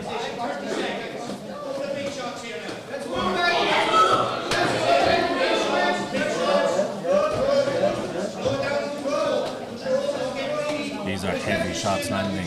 He's doing very well to use his legs to create some space. Andrew looking He for does need to finish. try and get up there. I mean, we are very close to this fight being stopped. I think it's all over. Should be over Hovering over the 10 action. seconds though. If he can just defend. And Dara stops it just before. Very Unfortunate there for for Aiden. Aiden. Yeah, I don't think he landed a strike the entire fight. I don't think he'll be too happy with that performance for himself. Yeah. But look, Andrew Barrett, as you said, going into it, very experienced fighter, shows his experience there, and Kieran Davern will be happy with that performance. And he's facing Jack Thorne again tomorrow in the semi-finals. That's going to be a phenomenal fight now. Yeah, Based, that was a based on what Jack fantastic Thorne performance. pulled off in that last one from his back, he'll certainly be a danger. I think we touched on that earlier. Jack Thorne was almost an unknown commodity coming into here, and he looked very good in his first fight. And again, because we have seen very little of him, we don't know what to expect. We don't know if he'll come in with a totally different game plan. And he looked very good on the feet and very good on the ground. For sure. Huge congratulations to both men again. And that is the final. That's our last quarterfinal in the lightweight division. So that is all set for tomorrow. We have the semi-finals set for tomorrow. We have Solomon Simon against. Sorry. So Solomon Simon is against Jack Thorne, and it's Frank Maher against Andrew Barrett. So I got that wrong. Apologies. Frank Maher versus Andrew Barrett tomorrow. To be the battle of Munster. Yeah. And as the one thing we haven't touched on is if you're Solomon Simon and you're watching all these lightweight fights, like how are you feeling about it? Are you nervous? Are you excited? They've all got a bit of cage time before tomorrow as well. Yeah. But I suppose, look, you have to look at it with his experience. You have to look at it. He's going in tomorrow fresh. Yeah. He hasn't had that competition. Not that these boys aren't that fresh after their fights, but we do have the welterweights on deck as well. We have Ethan Guerin just at the prep point as well. He's taking on Liam McGill, Battle of SBG Cork City versus MMA Cork. Ethan Guerin, of course, originally of SBG Killarney. He done his jiu-jitsu down there. So winner will take on Jordan Fury in the semi-finals tomorrow. Ethan has just returned from Abu Dhabi where he competed in the World Championships, losing to Teddy Stringer in the quarterfinals after scoring a submission win over Elias Mansour the day before. Ethan received his BJJ brown belt in December last year from SBG Killarney head coach PJ Lucy, who himself had just been promoted to black belt by John Kavanagh, and one of the first actions was to give Ethan his brown belt, long-time student of PJ's. And then we've Liam McGill on the prep point, who's returned to action in December just gone with a victory over Sheil Eatham after losing his debut to Darragh Ward in late 2019. He won the fight by brutal ground and pound stoppage and won't be afraid to engage with Ethan in the grappling, despite Ethan seeming to have that advantage with the brown belt. So this is certainly another one to look forward to here. Paul, tell us this. This fight's from your neck of the woods. What is the rivalry like between SBG Cork and MMA Cork? There's something there, but like the guys there, look, there's massive respect between the two gyms. The guys have sparred together before, the guys have trained together before. They do the work, but I mean, they get matched up a lot. So like, we recently had Dan O'Sullivan took on Paul Buckley at an event. Legacy. And it was actually supposed to be Ethan against Liam McGill at that, so it was interesting to see that they got drawn against each other in this. Good strikes from both men here. Yeah. I must say, out of everyone who went over to Abu Dhabi, Ethan Guerin did better than expectations for me out of all the fighters. I was very impressed. That back and forth fight with Stringer was unbelievable, and we saw how good Stringer was against getting off from the Stringer, went on and won it. Stringer is a great fighter, really good fighter. He's and ranked Ethan number did 7 really at well. welterweight in the UK and Ireland. Yeah. Ethan working the inside leg kick here. For the amateur scene, Ethan's level of jiu-jitsu is frighteningly good. I believe he's the highest ranked belt in the national championships. I think Colin Maher might come down and strangle me in a minute if he's the brown belt as well, but I think Ethan's brown belt is the highest rank. Yeah, I think Colin Maher's purple belt. Yeah. So, yeah, that's what I was thinking as well. He did get rocked there. He's hurt, right? Shots for a takedown. And we have a little bit of blood coming from the nose from Ethan here. That jab is causing him problems, and the straight right. He hasn't seemed to be able to get in on that shot that he's looking for. Yeah. But as you've seen over in Abu Dhabi, he is tough as nails. He's a hard man to get out of there. Yeah. And he stayed in there with Stringer for 2 rounds after getting rocked in that first round as well. He seems to have composed himself again after that big right hand. Seems to be recovered. He needs to set up his takedowns if he wants to get his takedowns. Yeah. Ethan does. He needs to use his hands to move in and get the... Yeah. Credit to Liam, his striking's been very much on point. Yeah. Very crisp, yeah. Very patient in fairness. He's not really rushing anything. He's taking his combos when he sees them. He definitely is picking the shots. He seems to very much favour the head, not too many body shots. There's a good variety of strikes there from Liam. He looks very composed in there. I would like to see Ethan shoot for a takedown though. Can I show off some of the grappling skills? Yeah, he's kind of leaning in a little bit. He seems to be struggling a little bit, maybe with the size and the strength of Liam McGill. It could be a case of getting out of the first round, getting some advice from the corner, and coming out a different fighter in the second. And this 100%. He's going to have to. He's going to have to change it up. I mean, the striking, he's been doing all right, Ethan, with the striking, but it's clear that he'd have the advantage on the mat. So he probably is one round down after that, after getting hurt. And big first round for Liam McGill. So this is actually the first time on our 7th fight of the evening that we have cornermen in after the first round. So. An interesting. They waited for me to go to the second round. You ask and you shall receive, Ross.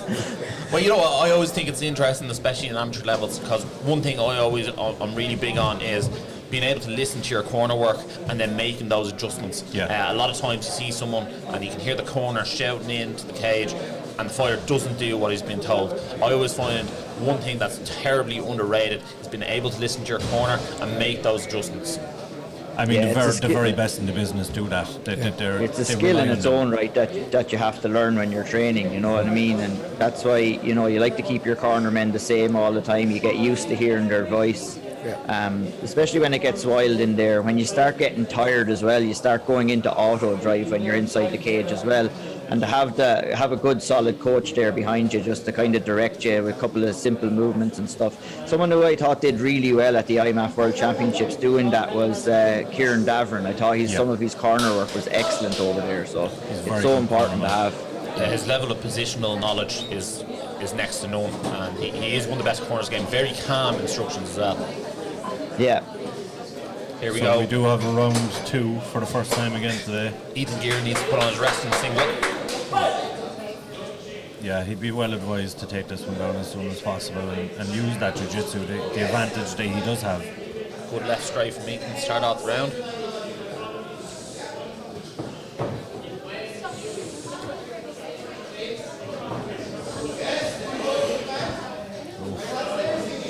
And had a head kick there, but it just kind of glanced off. Nice. Big combination from Ethan, and can he use this to engage in the clinch and work for that takedown? I spoke to Ethan yesterday and he said that he was too eager to get into a scrap when he knows his advantages can be on the ground. But he enjoys the scrap. It's a part of the fight that he looks forward to, being in there and exchanging hands. Liam just looks like the stronger guy in there at the minute. I mean, I know Ethan is trying to close the distance and trying to get the takedown, but Liam McGill's strength in the clinch so far has been enough to keep him away. Ooh. Big shot, and that could be the end of it. And be very careful on the mat here with Ethan, because he might be hurt, but he could roll for something very easy. And like we said, he's a tough man to finish, but I think the end is very clear. close, That's all she wrote. Very well done by Liam. That was a phenomenal performance by Liam McGill, I think. In fairness to him, he was very patient. Respect from the two lads. Yeah, didn't panic when he hurt Ethan on both occasions. And you know, I thought that was an excellent performance. I mean, Ethan kind of struggled, like I said, with the strength and trying to get him down, but Liam McGill was very good takedown defense. Knew where he wanted this fight on the feet. Landed some good shots. Didn't panic when he had Ethan hurt, and it was a solid finish, and that's a great win. And very composed to kind of stay out of danger when it did go to the mat. And when Ethan was kind of rolling, there was one stage where he almost rolled for the leg, but he just had enough space to get away from that and just keep raining down punches. So very, very like you said, Paul, even when you have somebody like Ethan hurt there, you still do have to be careful. You know, there is a chance of submission there when you're concentrating on getting the fight over. You know, you can leave yourself open, and I've seen that in a few occasions, but Liam McGill did very well, very aware, and I'm looking forward to seeing him again. That was a very good performance. I must say, lads, low-key one of the most talented divisions we have, the welterweight division. You have the likes of Jordan Fury, 5-0, undefeated. Conor McCarthy, he actually reminds me of a young Ian Gary, the way he throws his shots. He's very crisp in the boxing. Obviously, we just saw that fight there, and then I think the final competitor is Colin Maher, the head coach of SPG Clonmel. So it's going to be very interesting to see how that bracket plays out. Any one of them could have their hand raised with a gold medal around their neck. And you look at the matchups for tomorrow, you know of them said it's Conor McCarthy versus Colin Maher, which is striker versus grappler. And now you have Liam McGill versus Jordan Fury, two very accomplished looking strikers going in there. So two phenomenal matchups for tomorrow. Yeah, it's definitely a great bracket there overall. I was excited to see how it all came out. For sure. And now we have the middleweights are coming up on deck shortly. We have Manfredus Vasilius versus Tristan Barnett. The winner of this one will take on Dan O'Sullivan in the semi-finals tomorrow in that middleweight division. Of course, Dan O'Sullivan getting the number 1 seed. I do think the winner of this fight, Mantavides and Tristan, will actually be the dark horse in the middleweight division. For sure. A lot of talent in this fight. Definitely. And I obviously, you look at the two seeded fighters. Dan obviously was over at the IMMAA. He gave a great showing. Unfortunately, he came up against one of the best prospects in amateur MMA. Fergus Jenkins is a freak. Yeah, absolutely. Like I don't like to say it, but he sliced through the two Irish boys. No bother. He got the rear naked choking against both of them. It was almost like a mirrored matchup. Yeah. But I'm very much looking forward to this. And then Cameron Clemens, I don't want to throw anyone under the bus, but I was actually most disappointed at the IMMAA in his performance. I thought he didn't give the best showing of himself, and it'll be interesting to see can he get redemption for that here. And he was going over there with a lot of hype, and he has a lot of potential as well. The ceiling is very high for Cameron. Manfredus is just getting ready to go into the cage there. He told me before that he never misses a UFC or major events, as he watches and learns from all the top level fighters, and he's hoping this competition gets him a step closer to a higher level competition. Born in Lithuania, Manfredus is excited about the prospect of taking on his neighbours Russia in the MMA Super Cup should he win the spot, and he has not competed since his debut in March 2020, where he earned a quick first round submission win by armbar. And he's just entered the cage there now, and Liam now is running in front of the camera as well. They're all at it today. So we have Tristan Barnett has just come into the prep point, and Tristan has competed in a variety of different combat sports and has won national titles in kickboxing. A K1 veteran, Barnett was drafted into Conor McGregor's sparring team ahead of UFC 246 against Donald Cerrone. Tristan will likely be the most accomplished striker in the middleweight bracket, but will have to run the gauntlet of grapplers as if he is to progress to the finals on Sunday. Interesting you should say that. As Tristan walked to the cage, he looked like he had jiu-jitsu wizard Lee Hammond in his corner. That's true as well, yeah. I don't think he's afraid of getting into the grappling, but I'm sure based on his K1 background he wants to keep this one on the feet and keep it in the striking range. Like we touched on earlier, these are two dark horses in this division. I mean, you have to give the nod to his K1 background and that experience. He's been in there with top level kickboxing guys, so expect to see a lot of kicks and some crisp boxing in this one. And straight away opening with a heavy leg kick there. And good side to side movement as well. Just to touch on it, Paul, the prize for winning national championships to go to the Super is one of the biggest the country's ever seen. Yeah, for sure.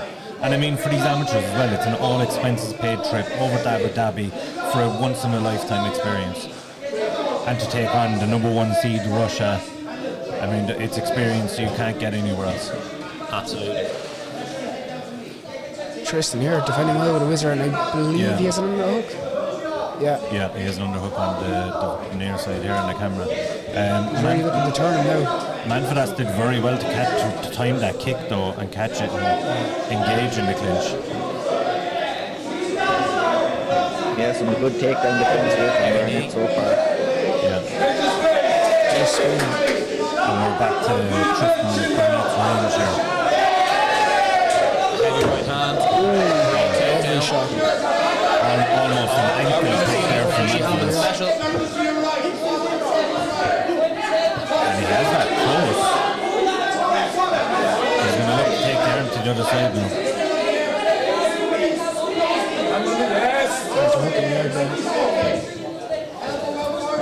Manfredus is trying to power his way out of this. I don't know, that's quite tight.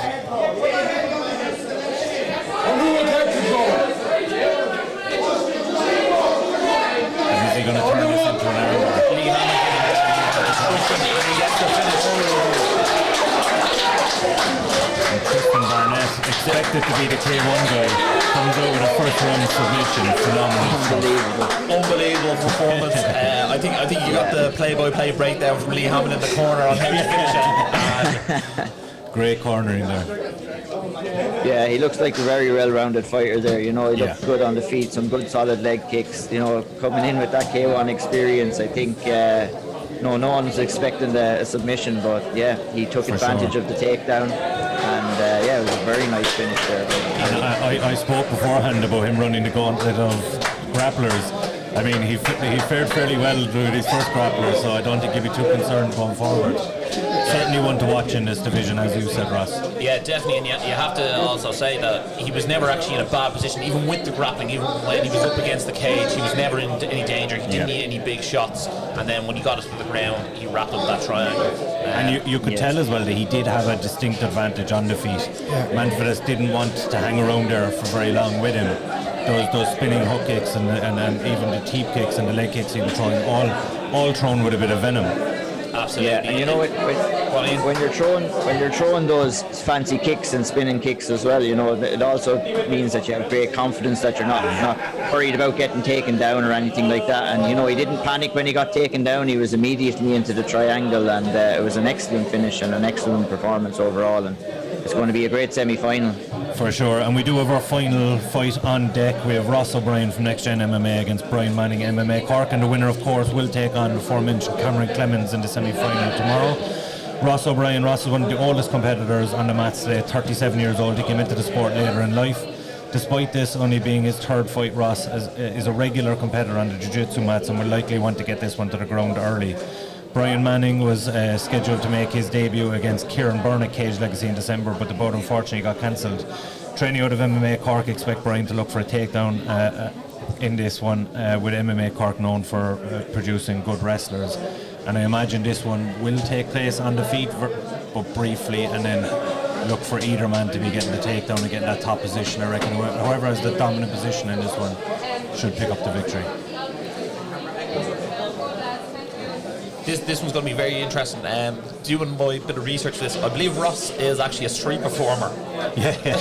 Which is one of the most he does fire breathing and different things like that as well. Yeah. Which is one of the most unique sort of skills I've ever seen someone have. I think it's the first time I've ever seen someone with a more dangerous career outside of their MMA career than into the cage. This one should be a good one. As you touched on, Ross is a much older fighter, so it's going to be interesting to see. Will that age play a factor in this? I mean, when you get to that age, I suppose the fact that he's not had a long career, he's obviously in great shape. I think you're a little bit wiser. Like the body hasn't straight for the body got many miles, and it looks like it's straight away for that takedown. As suggested, he will be looking to get this one to the ground and to grapple early. Defending here well, Duggan. Looking to turn him. The MMA Cork guys are very good at this, at the wrestling game, and it's their world. This is what they train day in, day out. And again, I imagine we'll see some striking and then likely a takedown from Brian himself. Big uppercuts here.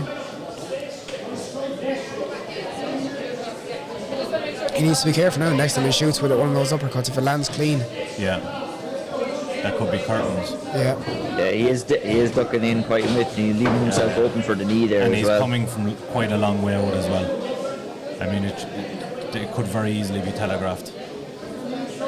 Very important to be kind of tying together your striking and your grappling and not just shooting naked, what they call it. Yeah. Although he nearly had it there. Yeah. Almost did. A win today for Ross will make Next Gen 2-0, which is a massive accolade for them against other more well-known gyms across the country. For sure. Looking to tie up a leg here. And reaping with that underhook. And we have the takedown. He needs to be careful of the guillotine here, though. That's the only problem. He stepped onto the side. Wrong side, but yeah. He turned his neck quite awkwardly there, but got his head out of it. His side control here could be looking to go knee on belly or mount. This is searching for Kimura. Brian is a big dude, I don't know if... Maybe even Americana. good persistence on the takedown attempts from Ross O'Brien there. Yeah. You know, he didn't just give up on it, and he's in the position there he wants to be now. Looking to use the cage to push off. It will be interesting to see how these two men's cardio fares if it does get into the second round. He seems to be on the Ross neck is under here. the neck. Hard to see from our angle. No, he's taking it out again, so obviously just slightly over the chin. Ryan doesn't seem to be careful here. here, though. Oh, he's 2-1 on the other hand. Looking to get a hook in.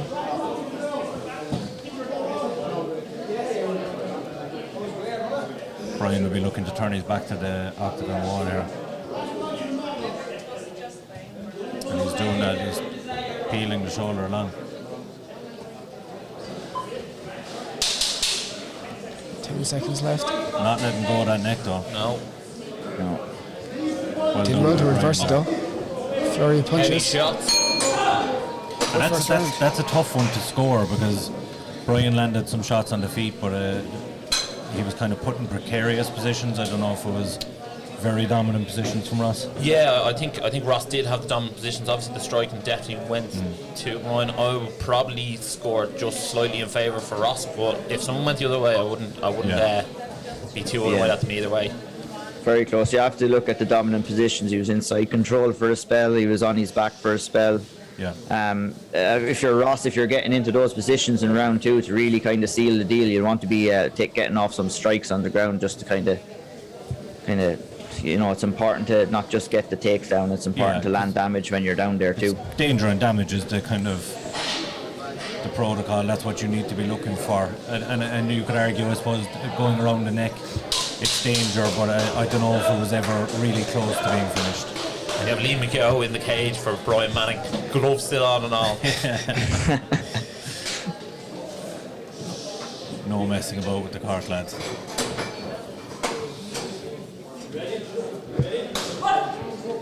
And away we go for a second round. Only the second round in all our fights today. 8 fights, 2 second rounds.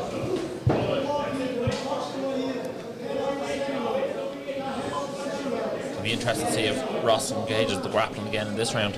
Yeah. You could actually, I wouldn't be surprised if Brian engages in the takedown this time to try and win back this round. Yeah, it will be interesting to see if Brian put the offensive grappling on display. Very heavy hands here from Brian now. And a lot seems to be getting through when he's throwing as well. Brian looks way more comfortable on the feet. Yeah. Yeah. I'd say Cameron Clemens is happy sitting at home watching these two boys, wear each other down. For sure. Yeah. You know, it's, in one way, it is nice to get in there and nice to get a fight off, but you know, the rest is very important in these kind of tournaments as well, and staying injury free. We had a knee to the head there. Brian Manning wasn't happy about it. An absolute persistence searching for that clinch to look for a takedown. And it seems to be kind of a little bit one-dimensional now from Ross, where he's just looking to engage in the clinch or go for a takedown. He doesn't seem to be offering much by way of striking at the moment. He's leaving himself very open for an uppercut or a knee coming in. He's just ducking in. He's not really hiding the takedown attempts at all. Yeah. It looks like there's a bit of fatigue in Ross at the moment. It looks like if Brian put the pressure on, it'd be interesting to see how Ross will cope. I would have liked to see Brian deep here, try. though.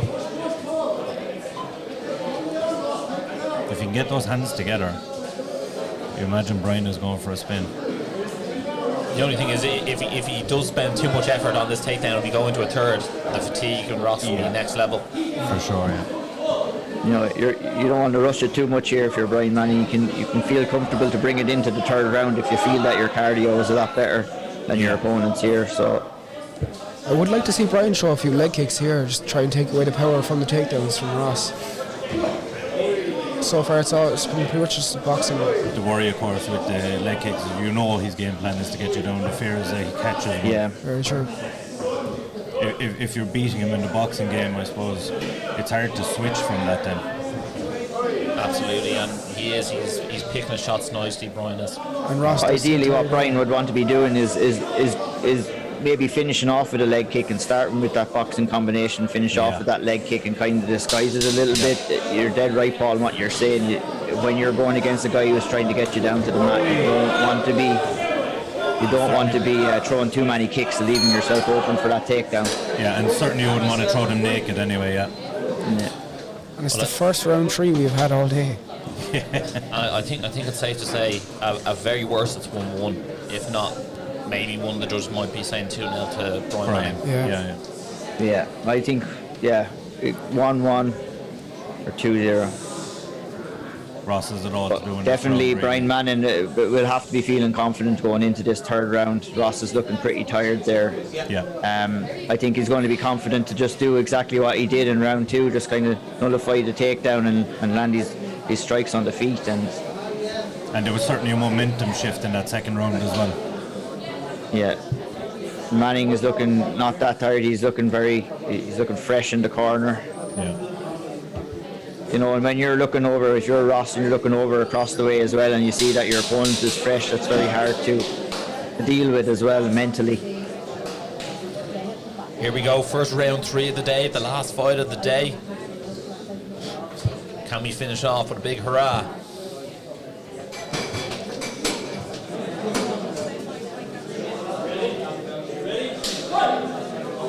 Two middleweight warriors.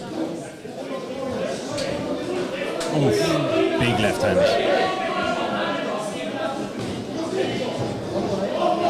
And it appears Ross is at least attempting to strike with him to start to this round, but Brian's 1-2 was landing. Yeah, he's still eating those shots. Brian very patient here as well, not really rushing any type of thing here. Yeah.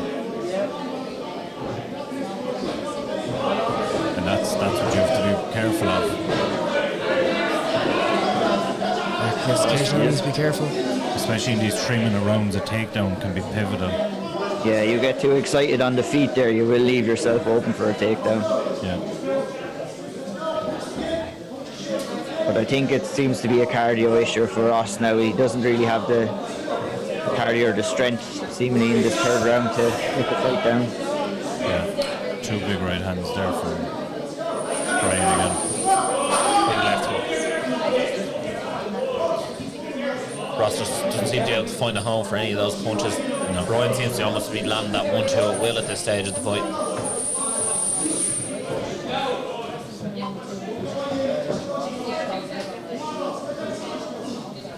And Ross appears to even almost be striking as if to just to break the rhythm of Brian at the moment. There doesn't seem to be much ferocity behind Ross's punches. No. Manning's in complete control on the feet here. He's having the fight he wants here for sure. I think he's waiting for Ross to just throw. Even Ross's punches are not that fast. They can be easily countered as well. So. And again, that big like that. And that takedown attempt seems slower again than the previous ones. He's certainly suffering from a little bit of fatigue in there. You never really want to write someone off, but it looks like Ross looks like he's surviving in there more than anything else.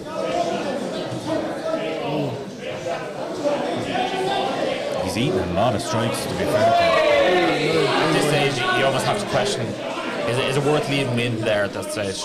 Yeah.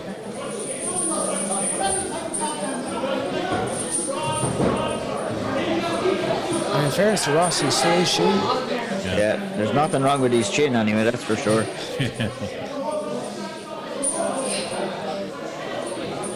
This is where he doesn't want to go back against the cage. Yeah, I would like to see Brian put on a bit of pressure here now. Yeah, I think if Brian poured it on here, he could definitely get Ross out of there. 10 seconds left. I suppose we are going to have one fight go to the finish. Yeah, exactly. I suppose smart fighting by Brian in the third round. Very composed, took his time, took his shots, and I suppose you have to do that in the tournament. So you have to really protect your hands and make sure that you don't get injured if you know you're going to pick up the W. That's a big part of it as well. You have to factor in that they could be fighting tomorrow and Sunday as well. Yeah. I mean, it is important to kind of, while it's important to win the fight, you have to kind of win it as clean as possible. Not take any punishment.